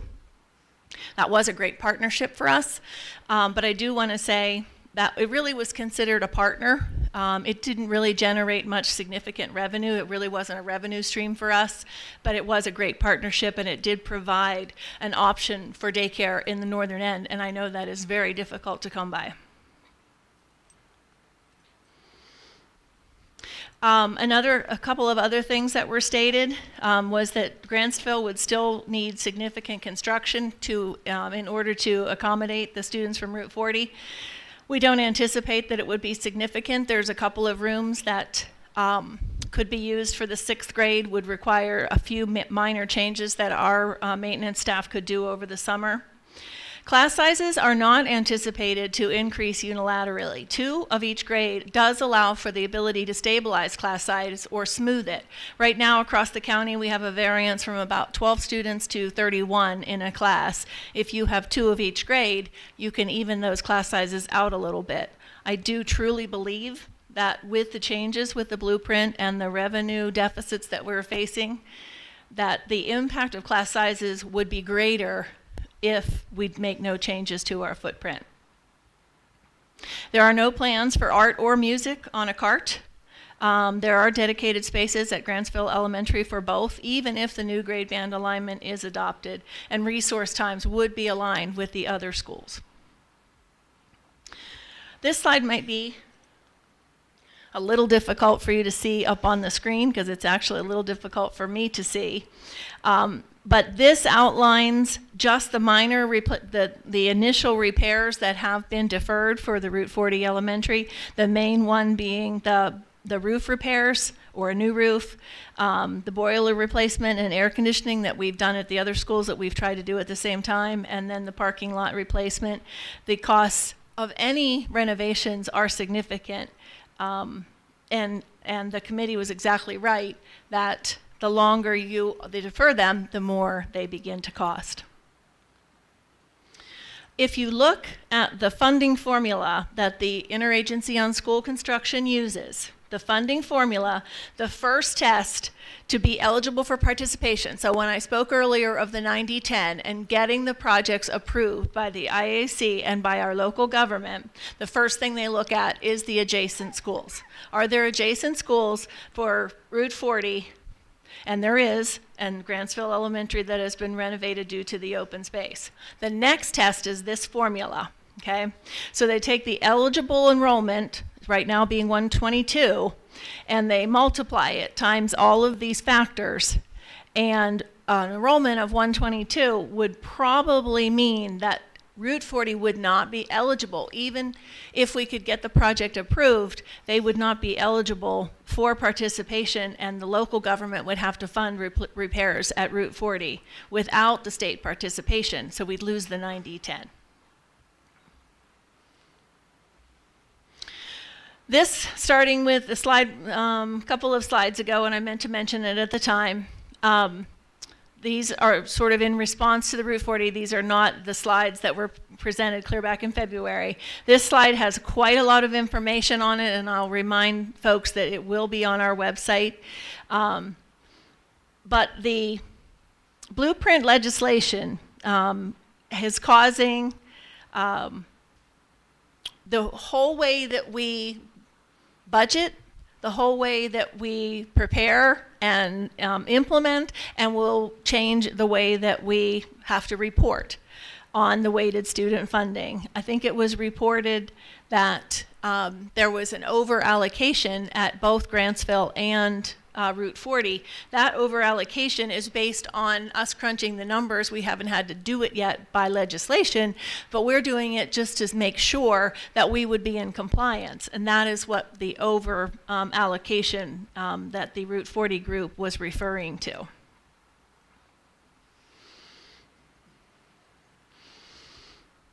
Okay, so if you look at the weighted funding methodology, this analysis is used in preparing, right now, that we're preparing the fiscal year 2024 operating budget.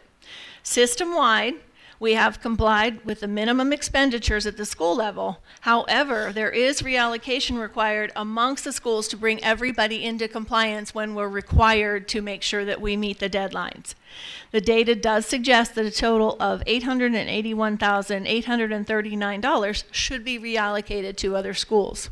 And when we are required to do that, that is what I'm talking about when I talk about the changes and the impacts if we don't look at our footprint that we currently have.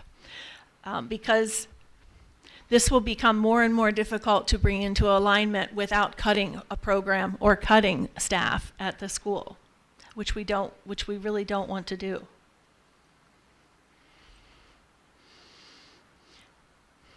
Just looking at Route 40, the estimated savings, and as I said earlier, I would love for my whole presentation to be about improving the educational environment. It really is about improving the educational environment, making sure that we don't cut the educational environment, and then operating within our means of a budget. So you can see that the fixed costs would save about $125,000 a year, and positions about $197,000 a year, for a total of $322,925. Fixed costs are those things determined by the number of students, such as that aren't the utilities, leases, operations, maintenance, anything that's required to keep a school open. Positions would be cut, but all staff would be retained and placed in other schools through the intent process. But those positions would be saved. That's where the savings comes in. We would save on utilities and then other operating dollars as well.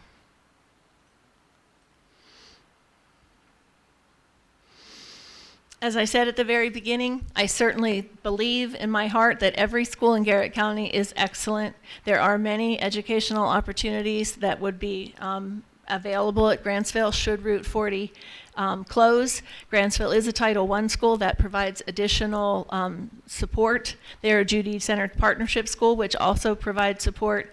And then, as I said earlier, with 2 of each grade, teachers really can group their students more efficiently for intervention, departmentalization of instruction, gifted and talented services, special education services. Route 40 is a great school. Route 40 is absolutely a great school, and I want to make sure that I say that several times, because I know the principal and the teachers would tell you that I truly believe that it is. But Grantsville is a great school as well. Okay, I do want to address, because somebody brought it up again this evening, I want to clarify for all stakeholders. So this sort of applies to Route 40 and to Swan Meadow. It was a FOIA request, and we did provide the number of central office employees. In 2010, we did have 55 what were considered central office employees. It was a little different because Dennett Road was still open at that time, so there were a couple positions that didn't count. In 2020, you'll see there were 69, and currently there were 74. However, because it came through a FOIA request, we used the report that we send in to the State Department, and there were a number of positions that were listed there that that are not considered central office. Hickory was listed there, some food and nutrition services were listed, and those positions are not central office positions. I'm not sure why that doesn't have, that should be, well, I'll just have to say it and then I'll make sure, I'm not sure what happened. So since, and I know this is difficult since for some reason it didn't show up there, but since 2010, We have eliminated 11 positions at the central office, including the Director of Transportation, Coordinator of PD, and several other central office positions. Since 2010, we have added 18 positions for a net difference of 7 positions, not a net difference of 18 or whatever was reported earlier. These positions are mainly in finance, HR, and IT. And the reason for the increases is really just around the compliance environment that I was talking about earlier. We did add a manager of safety and security, a cybersecurity manager, an HR manager, a STEM supervisor, a nurse manager, and a manager of public relations. When I was talking to the board earlier, there was a cybersecurity breach in Baltimore County about 4 years ago, and it cost them dearly. And we do have an increase in our IT department, and one of the main things is we've gone one-to-one with our devices, we've adopted Schoology, and we have really tried to increase our cybersecurity so that we don't face a similar breach.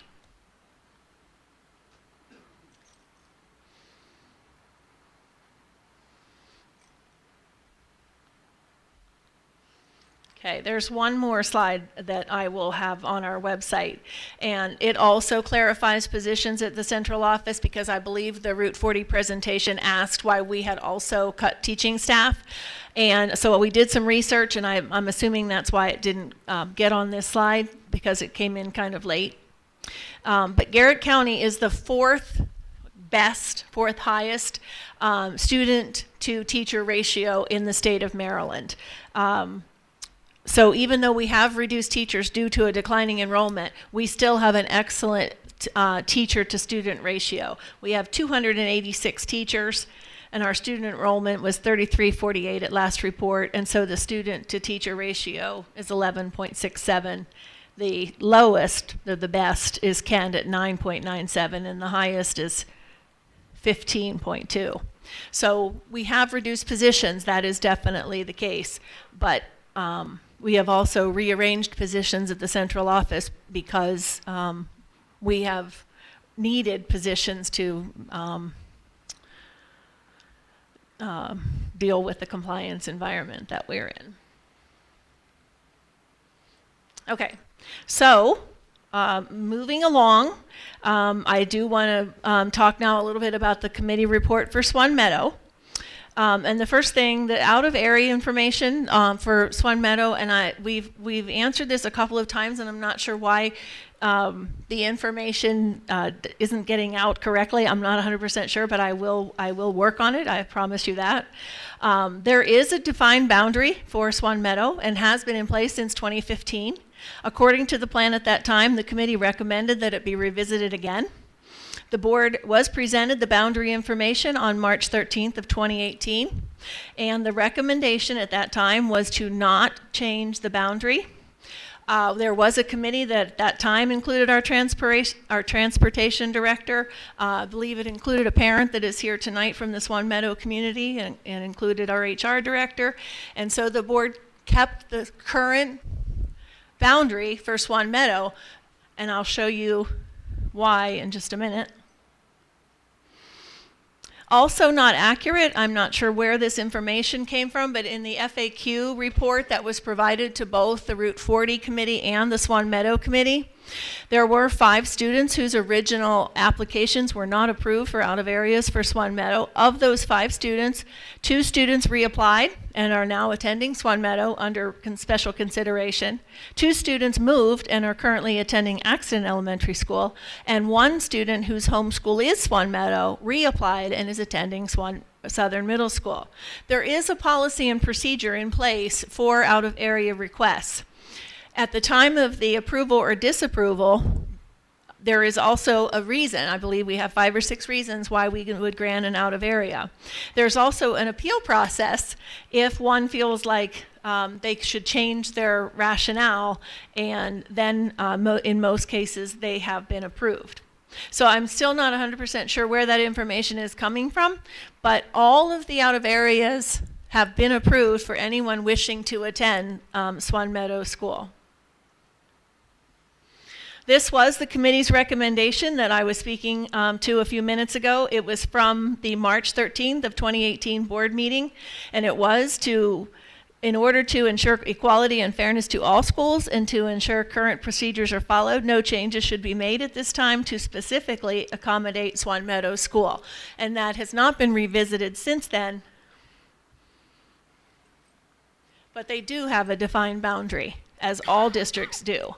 And again, there were maybe roads that were included at the time that there were no students because it was current bus routes when they determined this boundary district. So there is a defined boundary. There are students who would like to go to Swan Meadow and on and out of area, and there are students who are in the area that would like to attend a different school, and as long as they meet the criteria, those are generally approved. Okay, so when we look at the committee report for Swan Meadow, again on the weighted student funding, we have analyzed, again, the actual expenditures and modeled what the weighted student funding would look like for the next fiscal year as we work on our operating budget. And you can see that the actual enrollment at the 9/30 count of 2021 was 44 for Swan Meadow, 248 for Yacht Glades. 75% is to be spent at the school level. So you can see that Swan Meadow is over allocated about 31% or $132,076. This is where I'm most concerned about program or teacher cuts at Swan Meadow, because our greatest amount of funding is always allocated to human resources. It's always allocated to teachers and other staff members. If we needed to reduce Swan Meadow to ensure that we were in compliance with how we're funding all schools, because it's so far over, we would probably have to cut at least one or maybe two staff members from Swan Meadow. And I'm concerned that that would really compromise the ability for us to educate those students in the great way that we have done since I've been in the school system. So there are major concerns with the weighted student funding that we do have to address.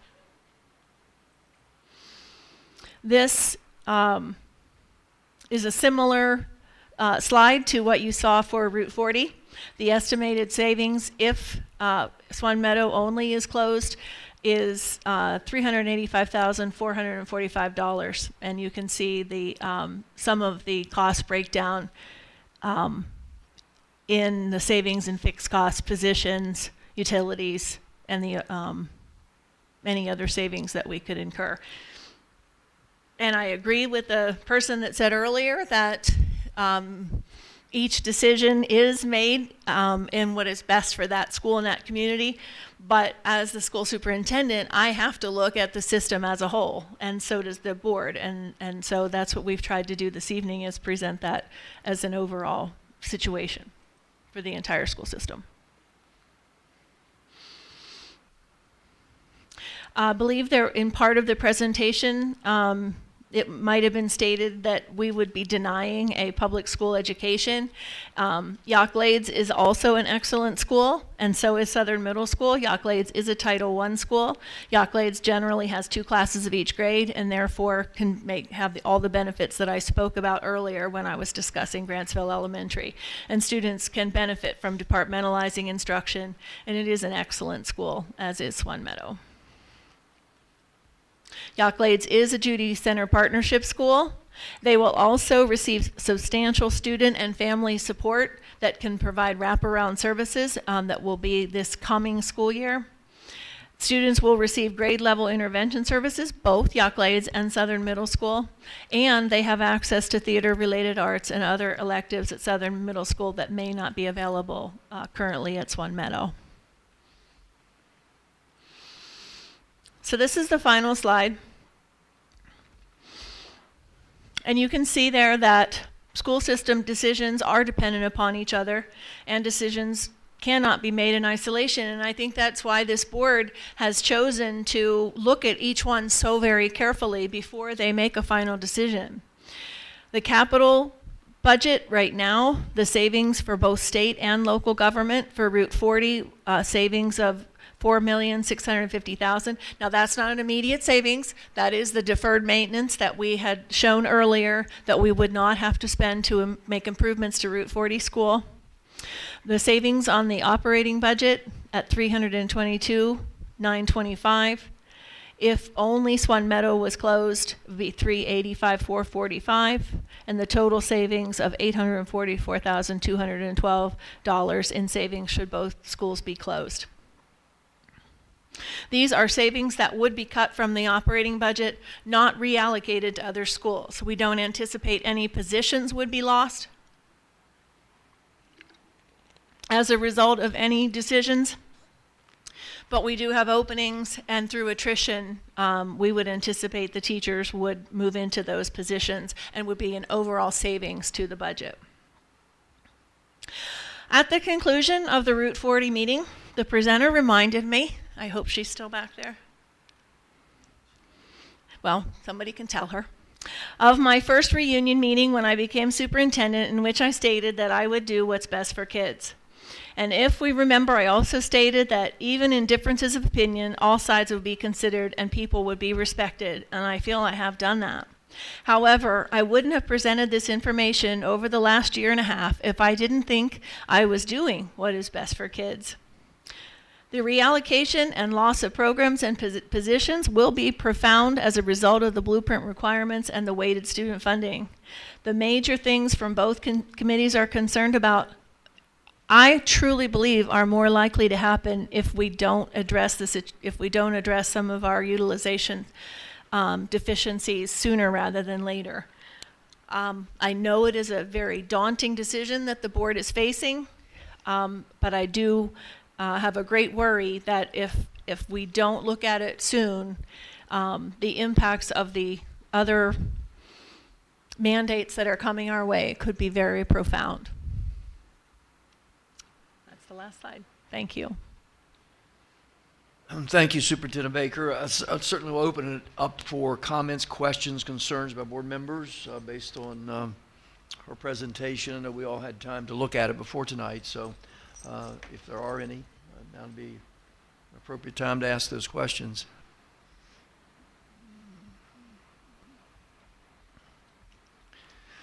I think she has done an excellent job of trying to explain to each of you all the parts that this blueprint brings to a small system like ours. The expectations are the law. There's nothing we can do about that. In order to right-size our schools with weighted funding formulas, there are going to be some very hard, tough decisions made on each school. Right now, we have schools that are 40-some% over. We have some that are 8% below. And the state says that they've got to all be right around that break-even point. So in order to do that, when you have to make those choices, generally it's going to happen. That those choices are going to be, there's going to be staffing decisions that have to be made.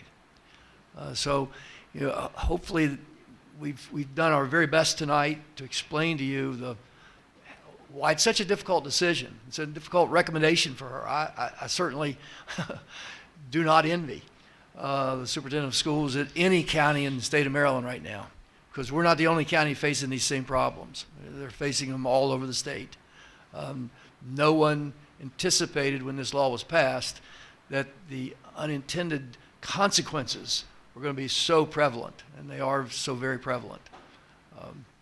Remember, we also, by law, must present a $60,000 starting salary very soon.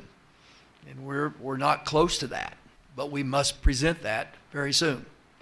So those are numbers that we've got to deal with and figure out a way on how we're going to do that. Listen, we've spent a lot of hours, each of us, the five of us, and our hours are nothing compared to what Superintendent Baker and her staff have put into this, and we know that. But we also understand the concerns you have as parents and communities. We do. We do know that. So we have to weigh what are the needs that you've presented to us versus what are the demands of the law, and what will be the decision that best fits all students in the county. So with that being said, I know many of you wanted to hear the report, and it is there, and certainly we'll discuss it again in April. We encourage you to send everything that you want to send to us via email, the information portal, however you want to do that, and we certainly will look at all of those things. And you may have ideas that we've never discovered. Certainly if you do, then that's wonderful. Mr. Vancic, you got a question? Yeah, sorry. Yeah, I do have a question, actually. So it was brought up that information was not necessarily shared with the committees. I understand that it takes some time to research, but were both committees given all the information they requested from the central office?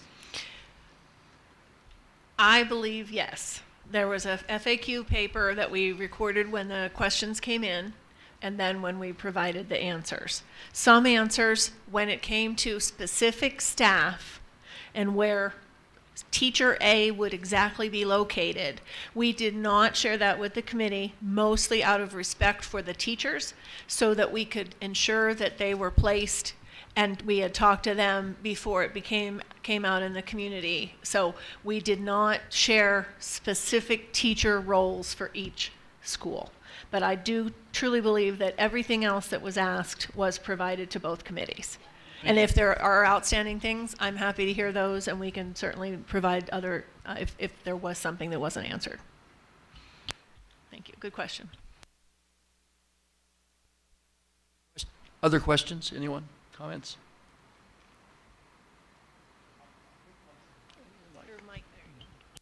What's confusing to the public is when you bring two schools together, the public thinks that you're going to increase class size. Can you just explain again why non-closure school could increase class sizes instead of decrease? Sure. Okay, so as Mr. Woods was very, very kind in talking about my experience in Garrett County Schools, I do have quite a lot of experience. I've taught in a split level grade, and I was principal of a split level grade as well, and I was principal of 2 of each grade. So let's just say that you have a singleton school such as Route 40 is now. You're dependent on how many kids enroll for that particular year. So one year you could have 12, and one year in second grade you could have 30, and the next year you might have 18. And there's nothing the principal can do. If there are that many third graders, there are that many third graders. What 2 of each grade allows you to do is, if you have 40 second graders, you can group them 20 or 21, depending on how students get along with one another.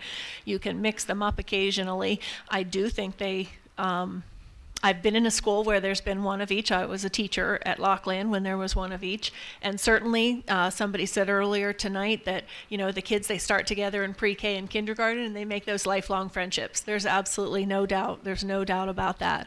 But it doesn't allow us to really make class sizes any smaller if we have an outlier like we have right now at Accident, where we have 31 students in the 4th grade. So if we have to look at the weighted funding and make some additional cuts, if we have to cut a teacher, I just feel like it's more likely that class sizes will go up than if we do nothing. Then if we do make these difficult changes, I do believe class sizes will stabilize.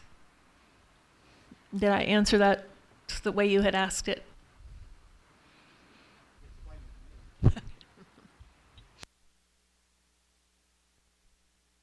Well, he explained it to me. I hope everybody understands it. And I know it's a difficult concept. It is. But I do feel that our teachers will be dealing with larger and larger class sizes due to the cuts that they will inevitably have to make when we have to really put the weighted funding into practice. One more question. If you move Route 40 to Grantsville, what is the utilization rate going to be at Route 40? I'll have to do the math. I know that also. Yeah, I think it's 102. it was over 100, but now the state rated capacity has gone down. So it would be, yeah. Out of 344. I think it's, let me go back to that slide. Capacity was 344. Yeah, but I have it in my notes. Hold on one second. The state rated capacity is 380. Yeah, the new state rated capacity is 380 with all of the instructional spaces. So the current projected enrollment, including sixth grade, should that also pass, is 342. So not quite, definitely not 100, right around where the IAC likes it to be, with a little bit of room for growth should there be growth in the area. But they would not be over capacity. Suppose I'm a public health person. So suppose we have another pandemic and you have to separate children 6 feet apart. Is that going to be possible with the capacity that we'll have at Grantsville? Well, frankly, I hope we don't have another pandemic, and I hope we don't ever have to go through that again. The fact that we survived it and survived it so well, I think, is a testament again to our families, our teachers, our students. It would make it more difficult to keep them 6 feet apart. However, Grantsville is a relatively large school. There are some spaces that aren't utilized right now that we could possibly utilize, part of our partnership, to keep kids apart. Yeah, that's a concern of mine. Yeah, I completely understand. Other questions? Tom. So if without school closure, we talked about, yes, we'd probably have to cut teacher positions, other positions, but I'm assuming if that still didn't work, we would have to cut programs that are currently offered at all of our schools. Would that be accurate? That would be accurate. I believe in one of the earlier presentations, we listed everything that is not mandated, that we must do by law. And again, we have not publicly or even to the committees talked about exactly which programs those would be, because I would want input from the board on what that might look like. I know there are people that thought, that we would never implement something like pay to play or charging kids to ride the bus to their sporting events or eliminating the Hickory. But we could be facing some very real challenges there with programs, should we not be able to look at our footprint. And I think some of them would be programs that would be very important to our students, probably more middle and high school, because we have more programs. And that would be counter to the blueprint as well.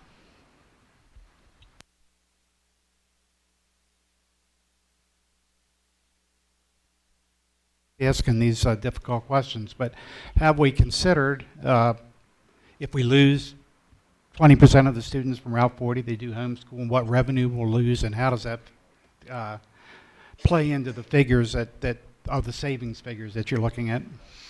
Right. Well, we moved this presentation up, but a little bit later this evening, you will have Mrs. Schweitzer's presentation, revenue. That is always a concern, and it certainly is a concern with both Swan Meadow and Route 40 populations.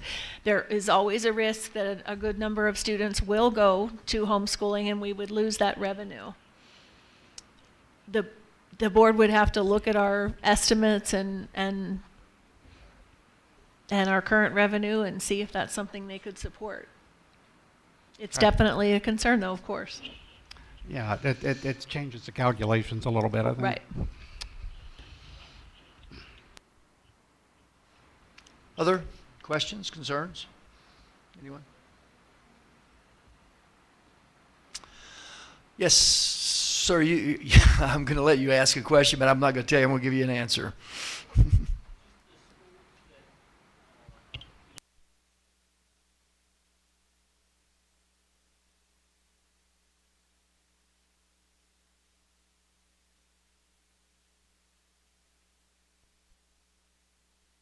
Answer that.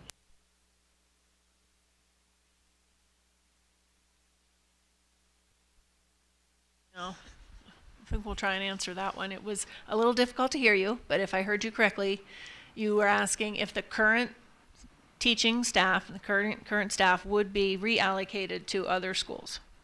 That was your question? Yes. Right.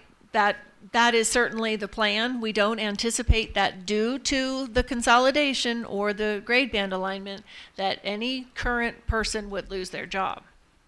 However, we haven't flushed out the entire weighted student funding yet. So there could be every position that we've, and since I've been superintendent, even before that, any position that we've lost, we have looked at it and to see if we want to replace it or change it, or if we could do it more efficiently. And we would do the same thing here, but we don't anticipate that any teacher would lose their job. They would be reallocated to another position.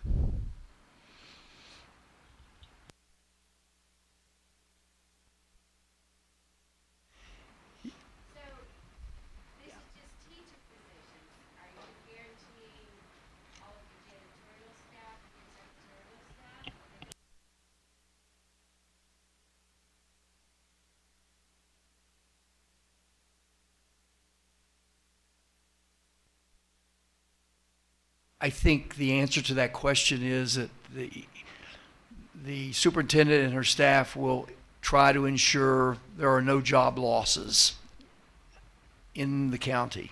That is our hopes. But in order to pay the salaries, there must be some money in the bank. And right now, that's the problem we're confronting, is those things. But we do not anticipate losing any staff members at this point in time.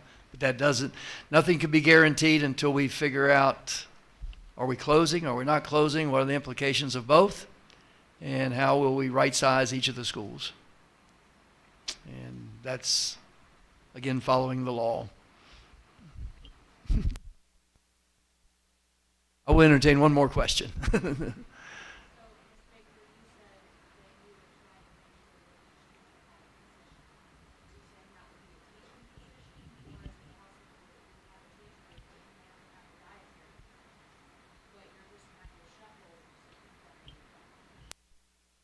That's a good question also. And if you couldn't hear her question from the back, the question was, would teachers remain as teachers? Would instructional assistants remain as instructional assistants? Yes.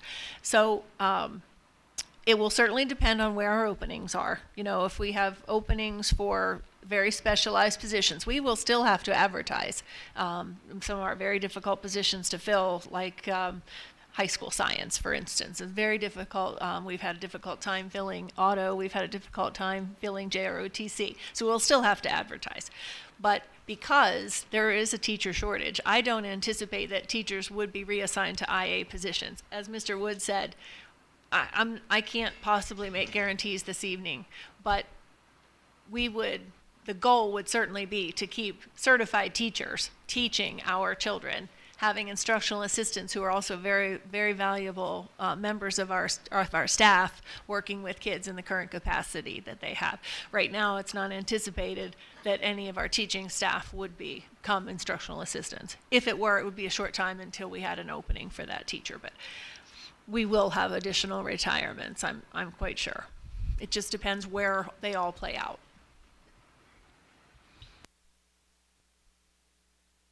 Okay, that concludes that portion of our meeting. We're going to make one more adjustment because I think some of you may be waiting for the calendar committee report. So I'm going to ask Dr. Wilderson to come up and do the calendar committee report, and we'll be voting on the calendar tonight. Those of you that don't care about the calendar, have a safe trip home.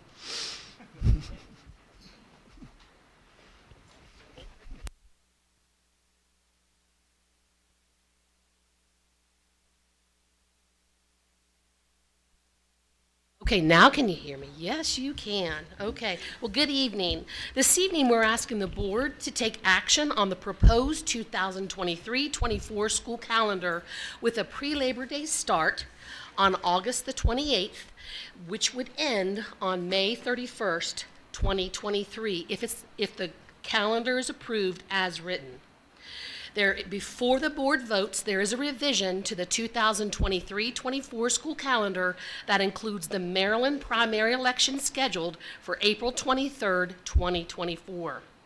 With this revision, the last day for the students would be May 31st, 2024 for a pre-Labor Day start, or June 7th with a post-Labor Day start. It is important to note that there is an active Senate bill being proposed to accommodate a change in that 2024 primary election date from April 23rd to May 14th. This change is due to early voting and Passover conflicts, so this date works best according to the state of Maryland. With the calendar, there was a public comment that we received. Lots of public comment. We actually 291 responses. Mr. Green is going to share the results of the public comment, which was also shared with the board. So on our form that we had put up this year, which was new, we did have 291 responses. We did have a few additional emails that came in as well. So you might see a couple different numbers there, and that's why they don't quite add up. But of the 291 responses, the majority of the responders were staff. 221 responses from staff, 75.95%. Second to that was parents, and you can see the rest of the stats that we provided. There were 295 votes. A total of 136 were pre-Labor Day. 142 were post-Labor Day. 17 responded that either start date was fine. I will add that on the pre-Labor Day votes, the majority of the reasoning behind it was for instruction ahead of testing, and that was a total of 20 responses. The biggest reason behind the post-Labor Day response was for vacations and or time with family, and that was 5 responses on that. Okay. The extended spring break, overwhelmingly 70.69% were in favor of the addition of Thursday. The Tuesday edition, 194 votes, 66.9% were in favor of it. So the committee is asking the board to consider the academic advantages of a pre-Labor Day start. As our students continue to recover from the large academic gaps from the pandemic, we know that the need for students to have interventions, and having that earlier start will allow our staff, teachers, and administrators to focus on delivering instruction to address the learning loss and provide interventions for those students. Also considering the social, emotional, behavior needs of our students. A majority of the districts in Maryland are starting much earlier since the return from COVID. Assessment performance data is a huge part of the Maryland blueprint, and we should provide our teachers and students with an equal playing field for the academic success. We will be compared, our students will be compared and measured against the performance of other districts moving forward with the blueprint. The Code of Maryland Regulation 13A 0302, the graduation requirements from public high schools in Maryland, was amended and adopted by the Maryland State Board on May 25th, 2021. With this adoption, the graduation requirement related to assessment changed for the requirement to earn a passing score on a standalone assessment in algebra, English language arts, science, and government to an end of the year course assessment, which is 20% of the student's final grade in those respective courses. Those end of the year graduation requirements will begin in the 23-24 school year.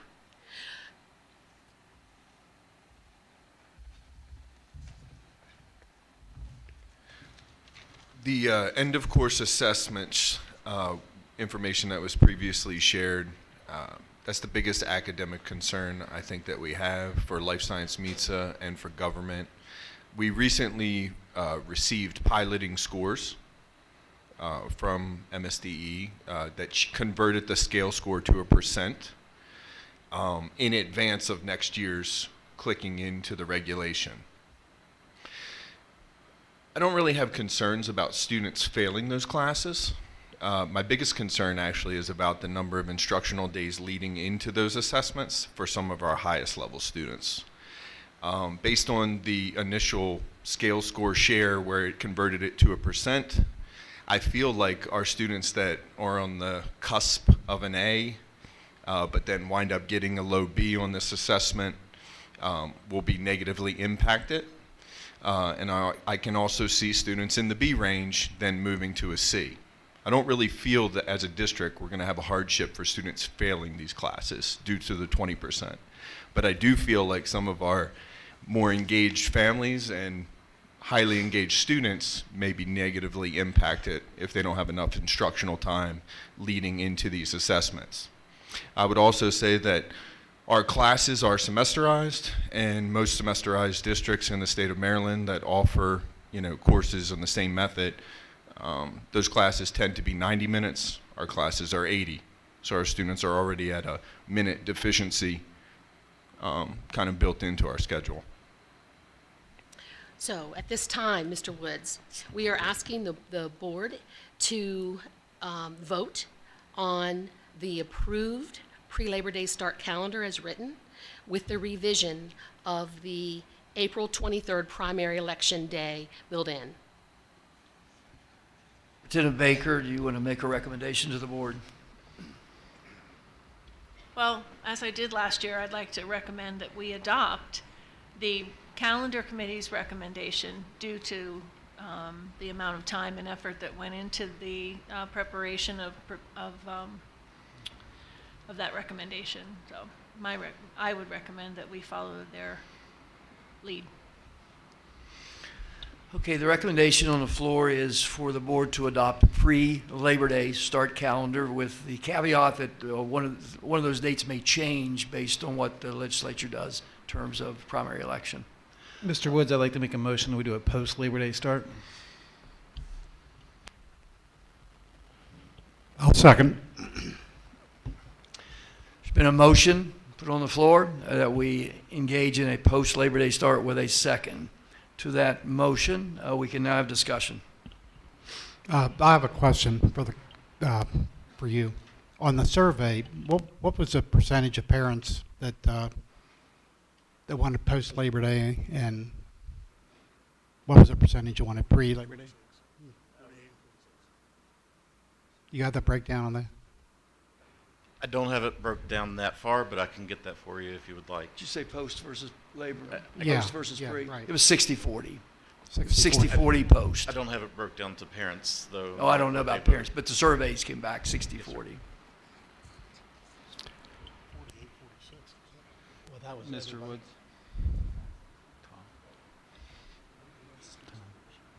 What's that? No, it's the data's not 60-40. It's pre-Labor Day 46, post-Labor Day 48, with 5% that was either. That's everybody, not parents, though. Right, that's everybody. That is correct. But I was I'm sorry. I'm referring to pre-survey that went out. Yes, that went out earlier. That is correct. What the calendar committee Right. did, that is correct. Yes. Yeah, just some clarification here. So one reason for the motion, just so the public knows, is my informal poll of families that I talked to since I was kids in the school system was predominantly post-Labor Day start.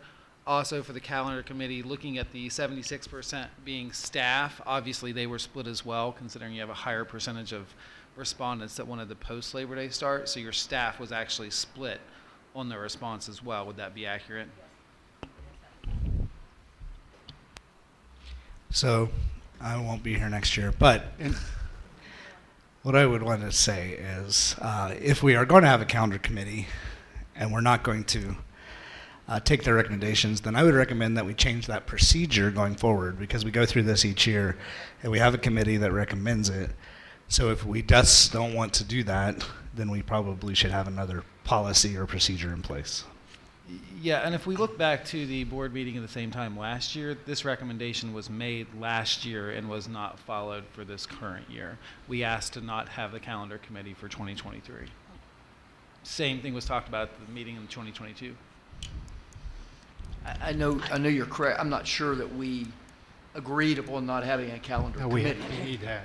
I don't think we did not have a vote on that, but yes. But that is the policy. And the discussion happened last year, and there wasn't a change, it wasn't brought before the board.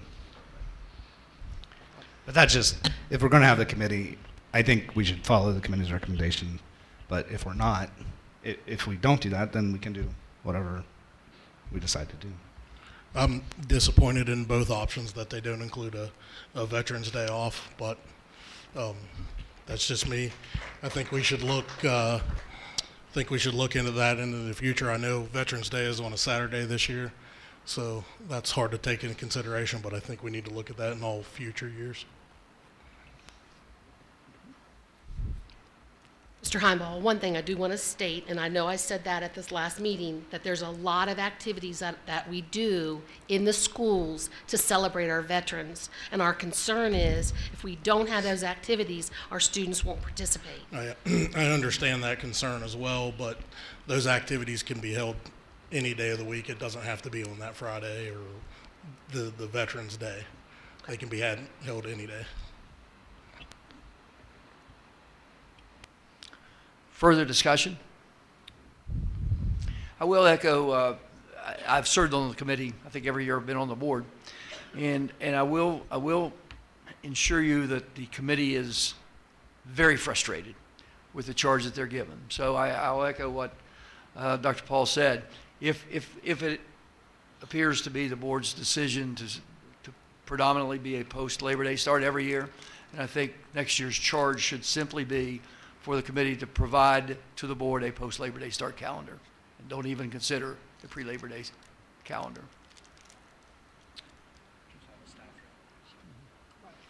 Okay, with that being said, we're ready to vote. There is a motion and a second on the floor.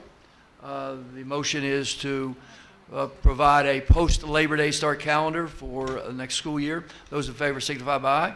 By saying aye. Those opposed, nay. Nay. And it is I think I heard 3 votes, but it's very difficult to hear. Josh, what was your vote? My vote was nay. You were in the nay, and everybody else was a yay. It is a 3-to-1 vote. Thank you. Okay, we are now ready to move to strategies and assessment results for ELA and mathematics. And I'm sorry to postpone you guys for so long, but I know some people were waiting on those 2 things to be presented.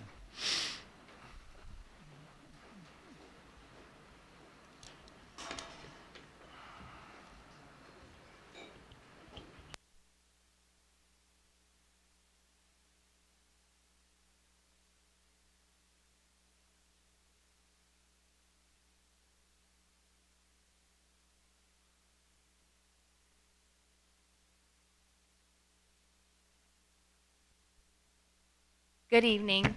Our team has put together some data of countywide and statewide assessment data results, and we would like to share those with you this evening. We will begin by looking at KRA assessment across statewide Maryland. The Kindergarten Readiness Assessment is an assessment that is administered to all kindergarten students enrolled in the state of Maryland. In the year 2022-2023, you can see that 99% of kindergarten students in the state of Maryland were assessed.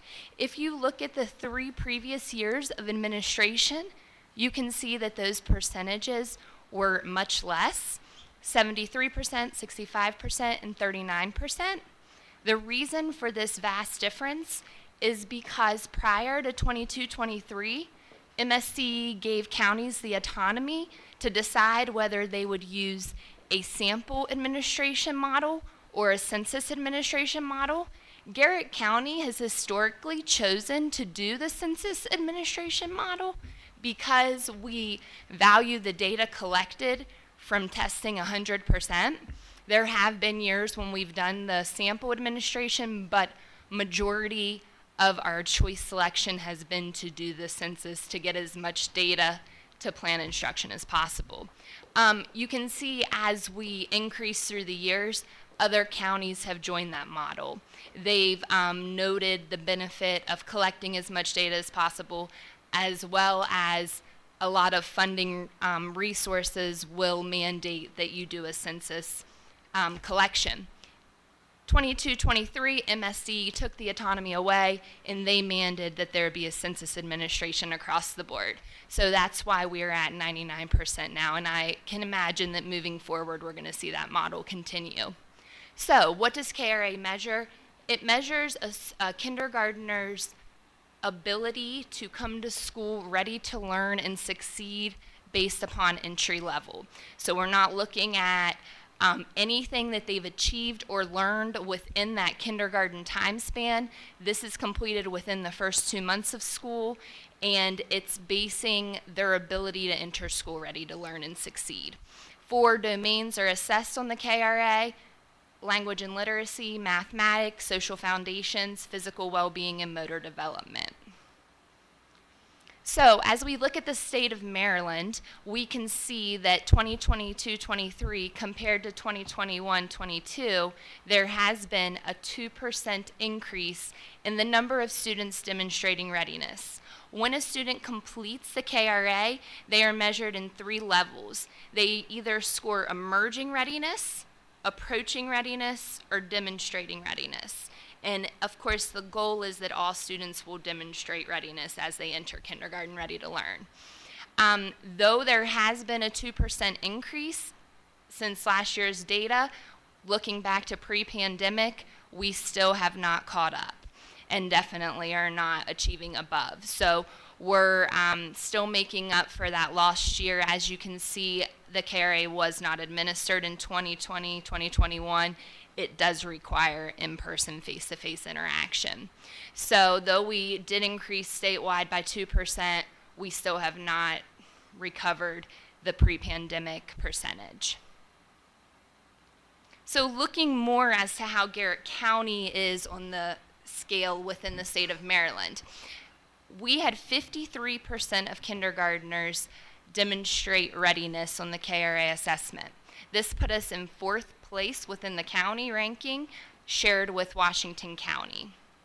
Last year, when Garrett County completed the KRA, we were 44%, so within the span of a year, we increased by 9%. And here you can see the increases of the other counties within the state. A very large variance from county to county, going from -10 up to 11%. Is there any indication the outlier of Worcester County, why they're just like 20% higher? So when we were looking at pre-K curriculum, as we know, these scores are heavily affected from prior care. So when we were looking at pre-K curriculum, I did reach out to Worcester and said, what curriculum do you use? And had conversations with some of their administration. Brian, do you have any comments on why Worcester is so high? You're going to see a variety of slides tonight. It doesn't matter what it is. They're at the top. And a lot of their, no, they are. They just, frankly, they are. Math, ELA, all grade levels, KRA. And Mr. Chaudhry just visited Garrett County Public Schools. His last board presentation that he delivered to the state, he visited Snow Hill Elementary School, which is I believe a pre-K through 3 school. And he did a full presentation on their success because he's highlighting it as well for their district. They are highly funded. I mean, it's Ocean City, and they are overfunded. And those figures were shared at the state board because obviously he's trying to work toward the blueprint right now. But you will see them at the top of every chart we share. Tom, back in the early 2000s, Garrett County was second from the top in kindergarten readiness scores, and we were like at 96, 95%. What happened? Why did everybody get better? I mean, were the standards changed, or I have my suspicion what happened, and it probably has nothing to do with the school system. In addition, there was a year when Garrett County was even #1. Yeah. So, and I was part of those years, and we are working to get back to the top. In regards to specific scenarios that have caused the decrease,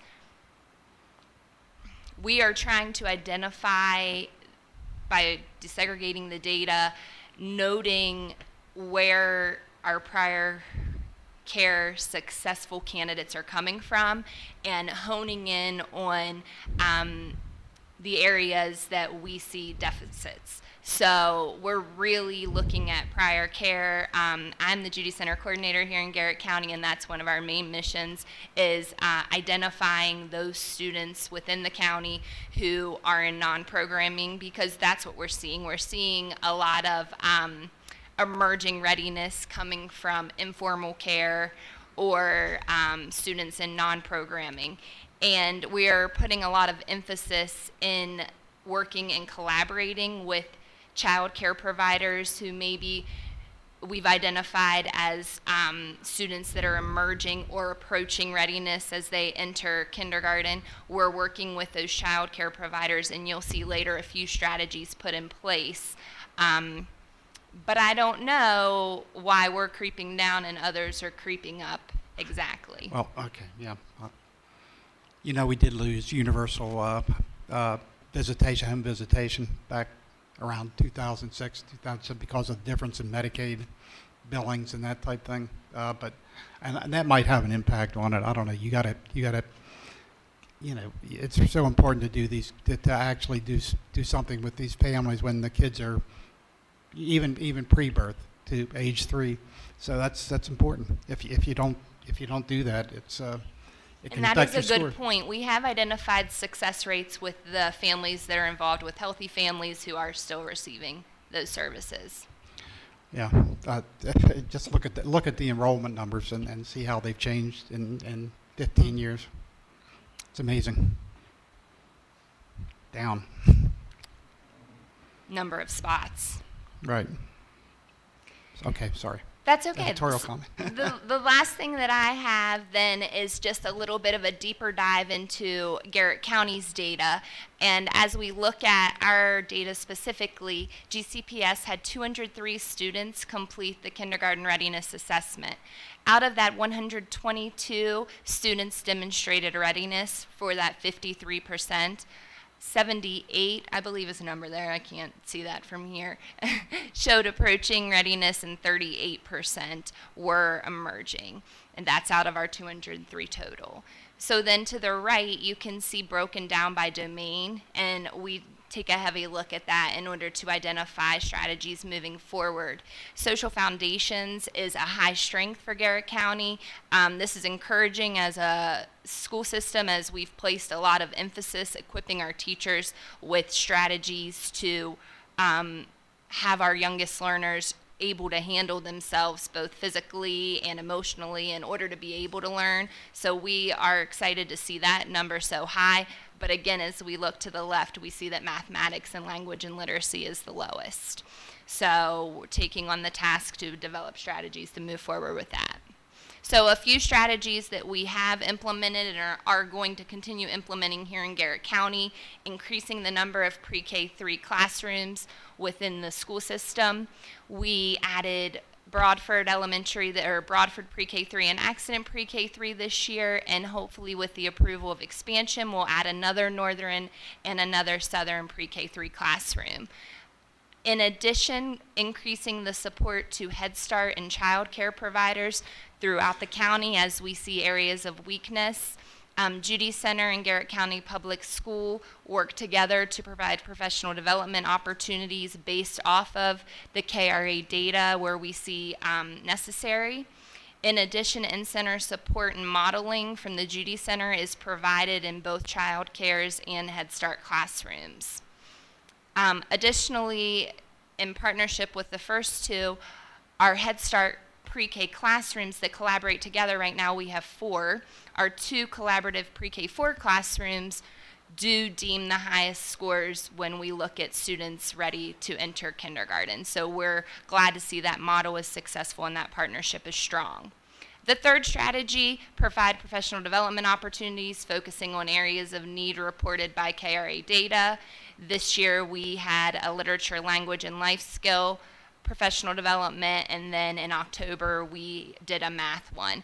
And when we do those professional developments, we don't just look at pre-K as we see them as being the most impactful. We look at all of those prior care opportunities. So child care providers are invited, Head Start teachers are invited, early Head Start teachers are invited, and pre-K and kindergarten teachers. And then lastly, strategy 4, conduct a KRA data review and collaboration meeting with pre-K 4 teachers, and or Head Start teachers would be invited to that as well. So this gives teachers a chance to review the data results by school demographics and domain, and also time to collaborate and determine needs for professional development and strategies. Any question in the realms of KRA?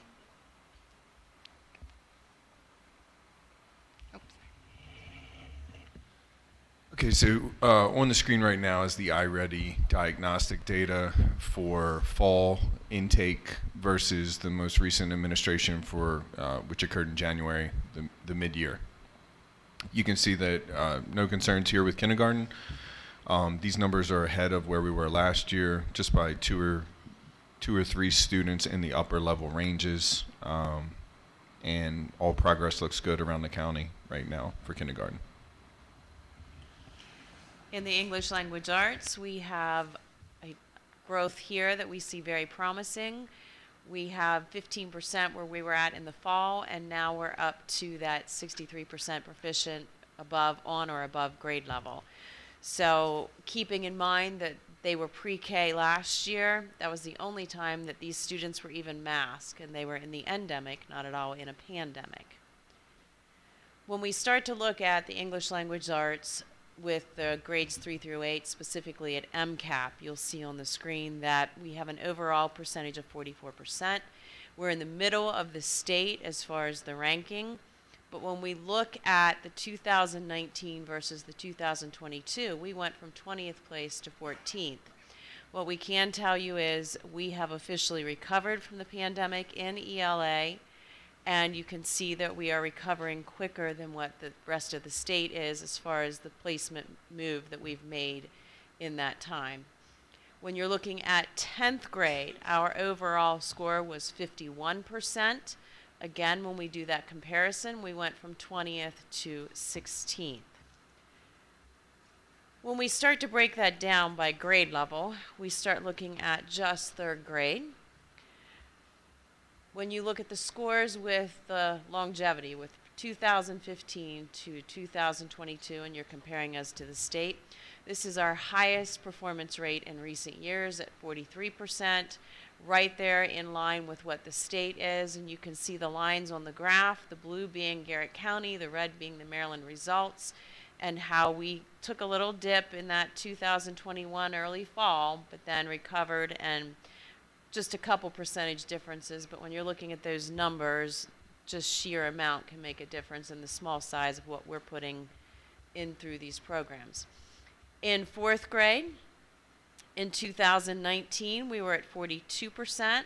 We're back at 38, almost 39%. Again, that's just a slight difference in where the state was, and it's showing that we are recovering. In 5th grade, 40%, 40.5. In 2022, for this past one, 37.6%. These students were impacted by COVID. It does take a little bit longer, although they're not that far behind from where we were in 2019. When we're looking at 6th grade, we see that we are now at 51% in comparison to the 40.9, and that is actually above the state average. 7th grade, we are at 50.8%, and that's above where we were in 2019, and it shows us faring well against the state. Then when we get to middle school, with the upper grades in 8th grade. That was middle school, sorry. Did I go? Yeah. We're at 43%, right along with the state, and again, showing that same uphill climb as we've come out of the pandemic. 10th grade, in 2019, we were at 40%. Now we're at 51%, and again, just slightly above that state average. Here's the most exciting news for me, and you all know why. But in the foundational program, we have seen a full implementation with incredible results.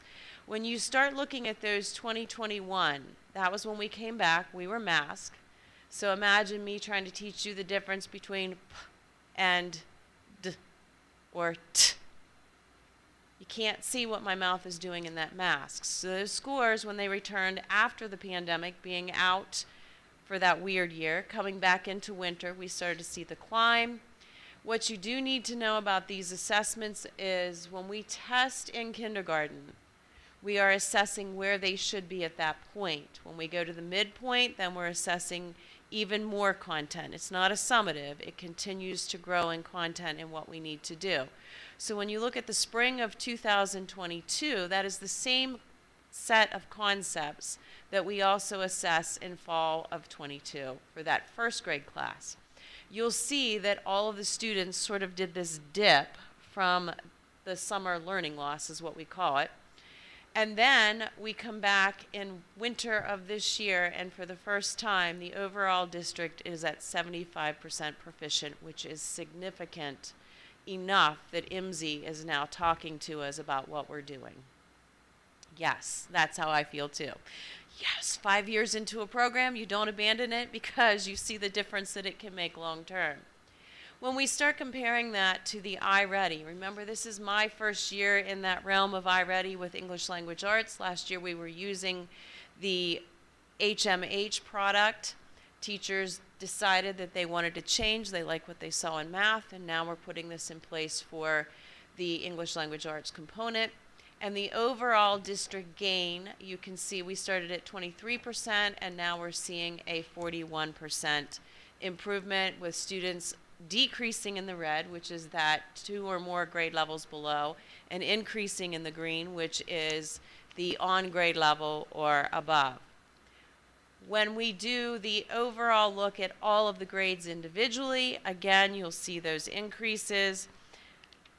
Every one of them is increasing, but then when you start to look at the middle school, you'll see less of an increase. We also know it's much more challenging to move the reader when they get older and those deficits are in play. That's all the more reason why Carrie's information is very pertinent to what we're trying to do and making sure that we impact those earliest learners as soon as we can, as well as Pillar 1 in the blueprint, because that will help to support that process. So what are we doing about this? We have 3 major strategies. We are implementing lead teachers in the elementary levels for ELA and social studies. Middle and high school already have chairs in their departments that sort of lead.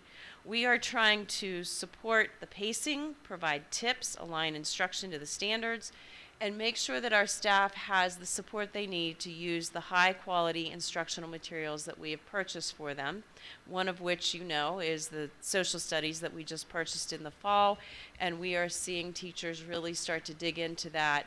And through the use of these lead teachers, they're able to support all teachers to make sure that if a student moves from Route 40 to Broadford, they'll have some of that same content and they can follow those pacing guides. Not that they don't have autonomy, but it does help to keep them on track to make sure all grade level curriculum is implemented. So with that, it's the shell courses that we do. Then we're really starting to rebuild the standards-based instruction focus, taking our teachers who have been digital for so long and can go into Planbook, click on something that says, there's my standard, and then move forward with their lesson. We're finding that through the transition of change that we need to go back and do a deeper dive into the standards. What does it mean to do this standard at this grade level?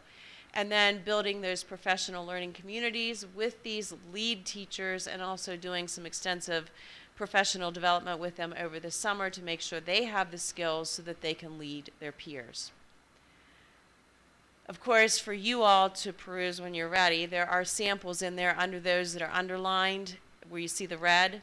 You can just go in and see a sample of what's in there, but the key resources included in these shell courses, as we call them, are found in Schoology. They do include the standards themselves, the pacing guides, daily lesson suggestions, tips for teaching, writing rubrics, key resource materials, and ready-to-use slideshows. Some of us are not quite as digitally advanced as some of our younger teachers, but they are quite proficient at using the digital platform to teach our students and make it interactive, so that support has been greatly appreciated.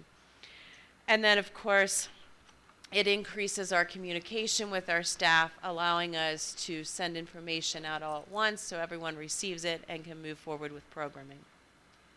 When you look at strategy 2, you heard Mrs. Wampler talk about professional development. You know the blueprint, and Maryland Leads has suggested that we do some science of reading training. We have taken on a major initiative with the science of reading training in K through 3. Pre-K was predominantly trained last year. We'll have another round coming next year. It is job embedded. That means we're not sending them home to do work. We're doing it during the day and providing the supports to be successful. This training covers the scientific models, phonological awareness, which is the way we hear the sounds, phonics, which is putting that sound with the letters, vocabulary and how to create better instruction for that, and then text and sentence level comprehension as well as writing. We also have ARC with the American Reading Company, who is coming in and providing extensive training to the schools themselves and then to the principals.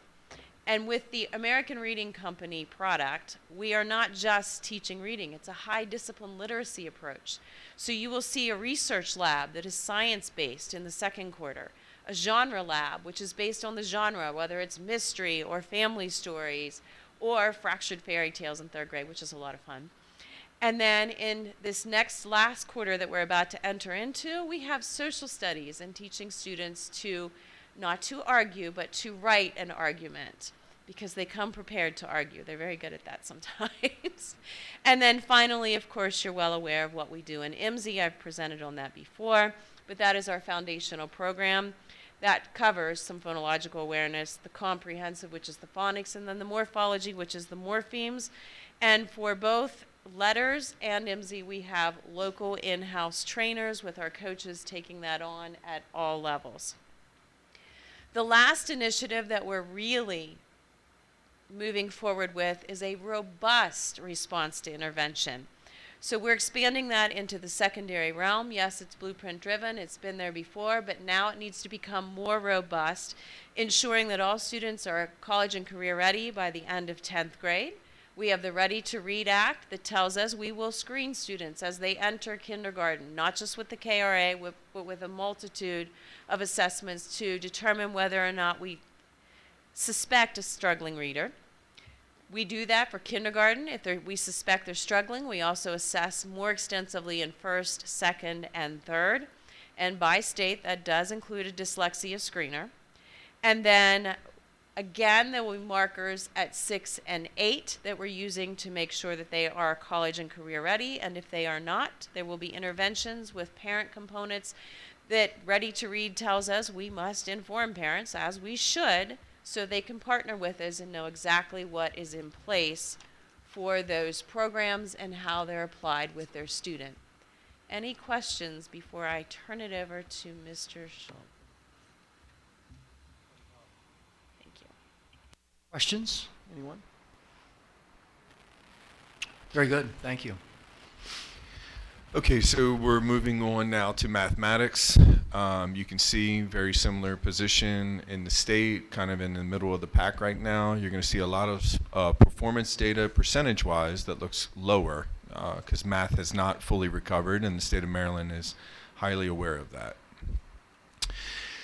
Very similar chart, comparison of 2019 versus 2022. If you take a look, it's very important to understand where we were mathematically pre-pandemic. Okay, we passed, proficiency rates were 28.2%. That was good for 18th in the state, and the lower third as far as the schools clustered up. We are the only school system on this chart that has moved itself into a different quadrant. We moved into the middle of the pack. We are 11th. It's not data to be super happy about, but if you take a look at the percent of decline, we have the least amount of learning loss when compared with our pre-pandemic performance.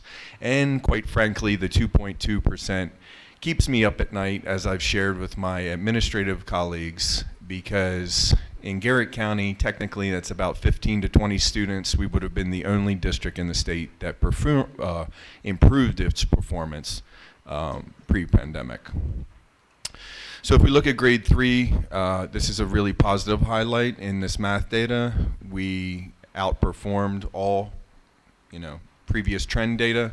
I attribute that to a 50% pass rate at Broadford and direct work with a very large cohort of students, because obviously to move our district numbers, we need to move Broadford. Grade 4, we're a little under the state averages here, but again, if you take a glance back to previous years, we had put up 22% in previous year's performance. Grade 5, we crossed over the state, and again, it outperforms 2019 performance. Grade 6, this trend line bothers me for a variety of reasons, but obviously there's a disconnect between what is being taught to 6th graders in the state and then what they are being tested on, because it is a perfectly matched trend line over that entire time. I think that will continue to be a conversation at the state level as well, but again, you can see just slightly under the state average here.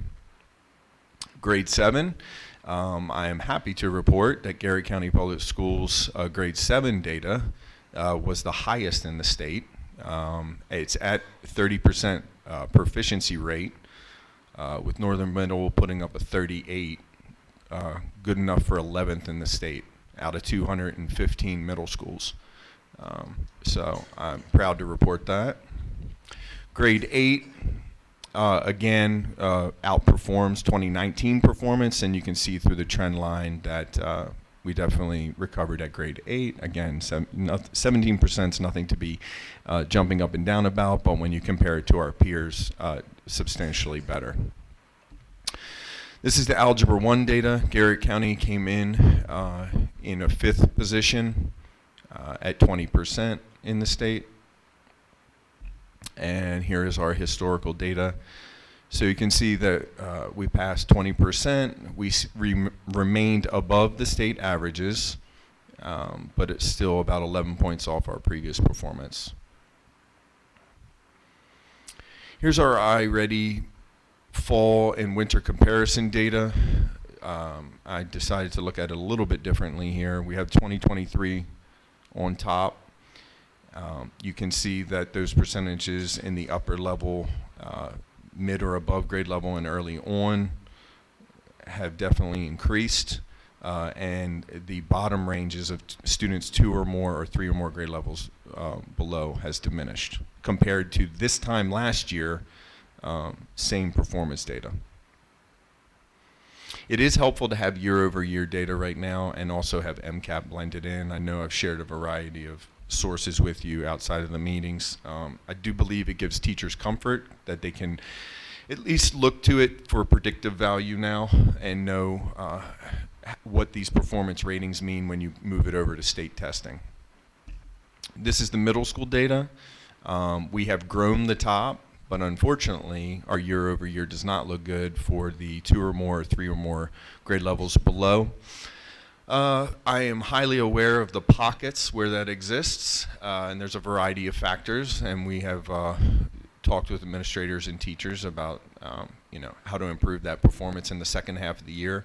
I think we're also experiencing in the upper middle grades, 7 and 8, a little bit of fatigue on the resource and a little bit of underperforming intentionally to get a different set of lessons, because unless that's teacher monitored, that can definitely occur. And I think we've talked about fatigue as well, just in general. You know, it's unrealistic to think that we have elementary students sitting in this resource and they're going to travel all the way through our system in the same exact resource. We'll definitely be looking at, and it's in my long-range planning, for a change at middle school. I'd like to keep iReady in the K-5 range, but eventually make some kind of transition for middle school, just to change it up for them. Anecdotally, I can get that out. I have a middle school grandson who does iReady, and one of his great complaints is it gets so boring to do the same things over and over and over. Yeah. No, absolutely. I mean, it's something to be aware of, and my lovely ELA partner added iReady as a resource for middle school this year, so, you know, now we're transitioning to content areas. So I am highly aware of that, and we'll be looking for a middle school change.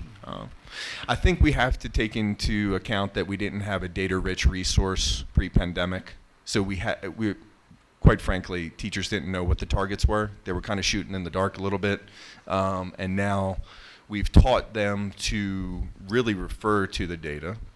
You know, it's not your only resource for student placement or reworking your small groups. Obviously, teacher observation and day-to-day assessment is going to drive the majority of that, but it's nice to be reinforced by a data resource, and also, like I said, predictive value for the state assessments.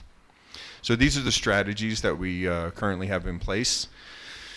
Strategy number 1, continue to implement our Envision core resources, the iReady suite, and also the number sense routines. You've seen that before, but I find that in Garrett County Public Schools there is a lot of autonomy built into the culture here in the teaching staff, and they have slowly come along with me, but they are definitely implementing the core resources more frequently, and we're seeing positive results in the rooms where that is occurring. Strategy 2 is our reintroduction of countywide benchmarks, which I put back in place this year, and that serves a dual purpose. Not only is it tracking the pacing without having teachers self-selecting and telling me, I can basically see the timestamp information for when a classroom first enters the benchmark and the last. And right now, we have anywhere from a 30 to a 40-day span in between first touch to last touch, and that does need to come a little bit more to the middle. We should only have about 2 weeks in between classes passing through topics. So that's been very helpful information for me. And then also, obviously, the mastery of the grade level standards. And then strategy 3 is what I've already kind of referenced, year-over-year data analysis and the MCAP predictive data to help plan instruction and target specific standards that we know are deficient. And then also just robust discussions and reworking those RTI in small groups with teachers and PLCs right now. We have visited multiple schools where we've sat with the teachers, gone over all their instructional data that I have for math, and then they have sat there and reworked groups right in front of us as far as like how to target individual students and really work with bump group students that we saw fall short on the state assessment within a 10-point range, and like really dig into those students as far as the skills and the topics that were deficient to hopefully successfully push them over the passing proficient mark. I'm going to transition now into star ratings. This is more coming out of the local accountability coordinator position. So we all know about Garrett County Public Schools getting 4 or 5s right now. All schools rated 4 or 5s.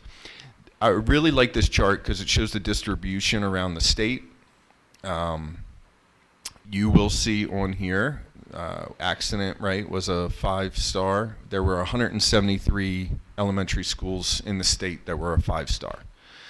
Northern Middle was a 5-star. There were only 16 middle schools in the state that were a 5-star. And combined schools would be Swan Meadow, and they were a 5-star, and there were only 6 combined schools in the state of Maryland that were a 5-star. All of our other schools fell in the 4-star range, which again, you can see the numbers there. So, very important to point out that 75% of the schools in the state of Maryland received a 3, 4, or 5. Okay?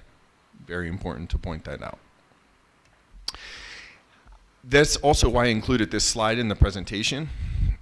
And this is a state Board of Education slide. It gives basically just a quick snapshot of the average performance for a school in each one of these levels. So a 5-star school on average has about 71% pass rate for for ELA, a 53% pass rate for math. You can see the survey results there from the student groups and the educators, and then 14% chronic absenteeism. So that would mean that 14% of their population had missed 10% of the time that they were enrolled in the school, right? So, and then obviously you can see the achievement data goes down pretty dramatically, okay? I will mention that when this slide was introduced at the state level, that the new state superintendent is not really happy about where schools are landing with their performance data.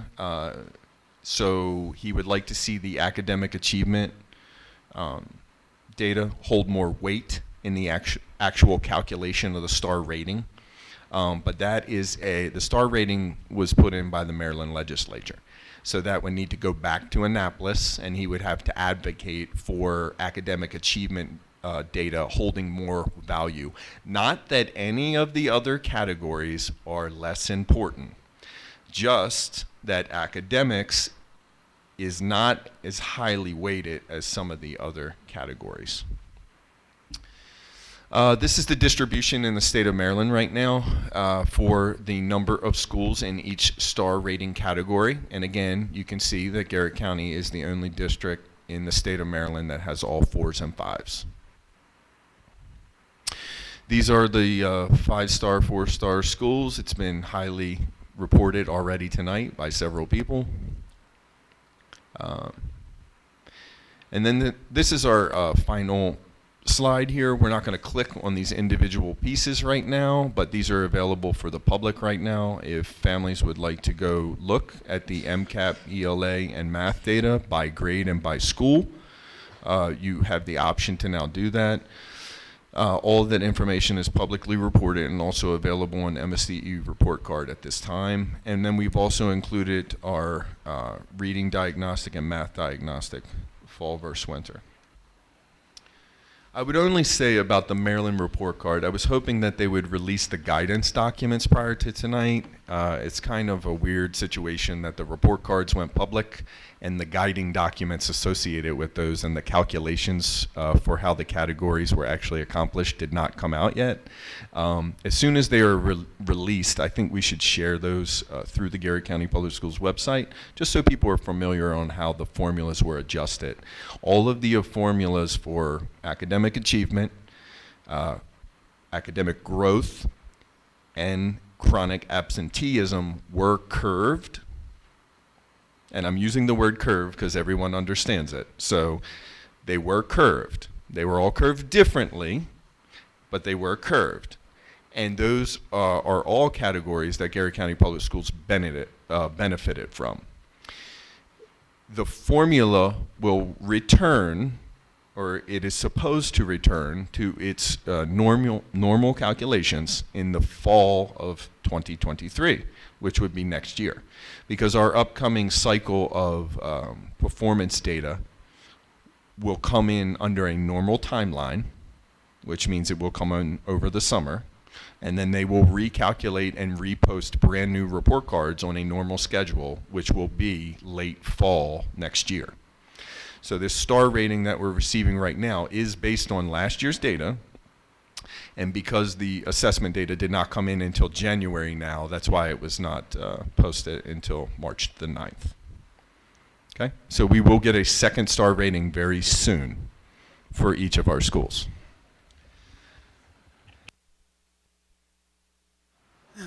One, I thank you all for the presentation. I think the information's been great. And one, would like to congratulate all of our teachers and our students as far as improvement before I make my next statement. So the improvement they've made, I think, has been great. But as I went out to the Maryland site by grade, by school, I will say I was a bit shocked.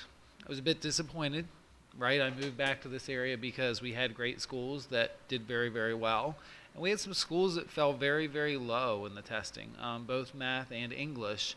And I see that the strategies that we have in place, but I'm hoping we're doing some additional strategies for those schools that posted extremely low scores as we move forward, just because something's got to give there. I mean, I looked at some of those pass rates and I was pretty shocked. I would also like to see, as we report this data, it's great to see the state average, but even better, I'd love to see us compared to the state top score. Like, average is great, but we're Garrett County, we're above average. So let's see what it looks like to take that next step, so we're not just comparing ourselves to someone that's average. But thank you all for sharing the information. Other questions?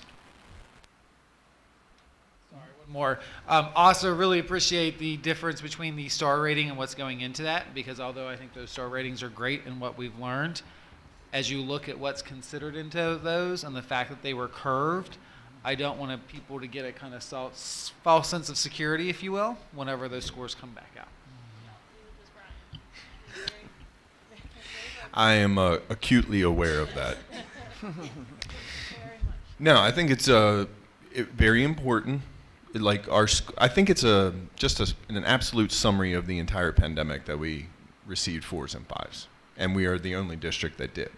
I really truly believe that, because our growth, the growth metric on all the report cards was outstanding, because when our students came back in those early fall assessments, if you remember those in 2021, the performance data was so low at that time that even our lowest performing schools showed growth. And yes, some of the lowest schools are shocking. I think the biggest thing about the data right now is we're trying to create a culture of transparency on the performance data amongst the teachers and across the buildings.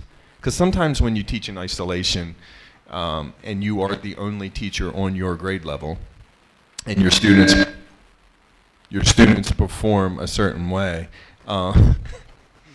you don't necessarily compare it to other schools in the district. But that's how we're actually sharing it now. So I think it was eye-opening for some of those teachers on their own. And when then you go in to give guidance or make suggestions, the reception is a little different.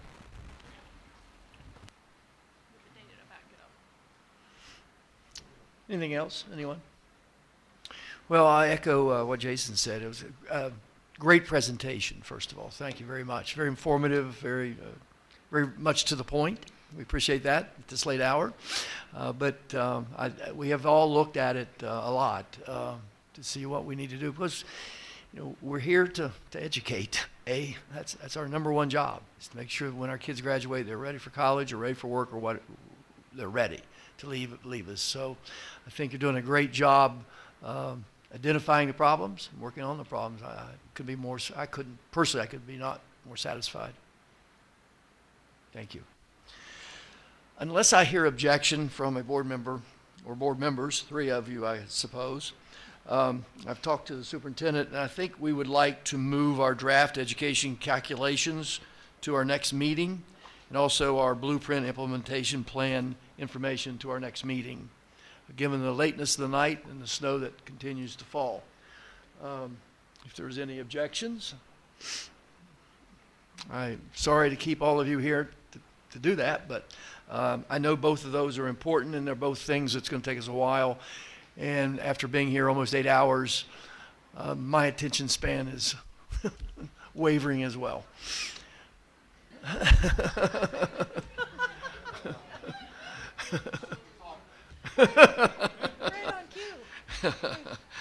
So with that being said, Superintendent, do you have anything you want to add before we dismiss? No. I do thank all of the rest of you who stayed with us all the way. Thank you so much. We do appreciate it. That being said, I'll take a motion to adjourn. So moved. So moved by Jason. Seconded by Josh.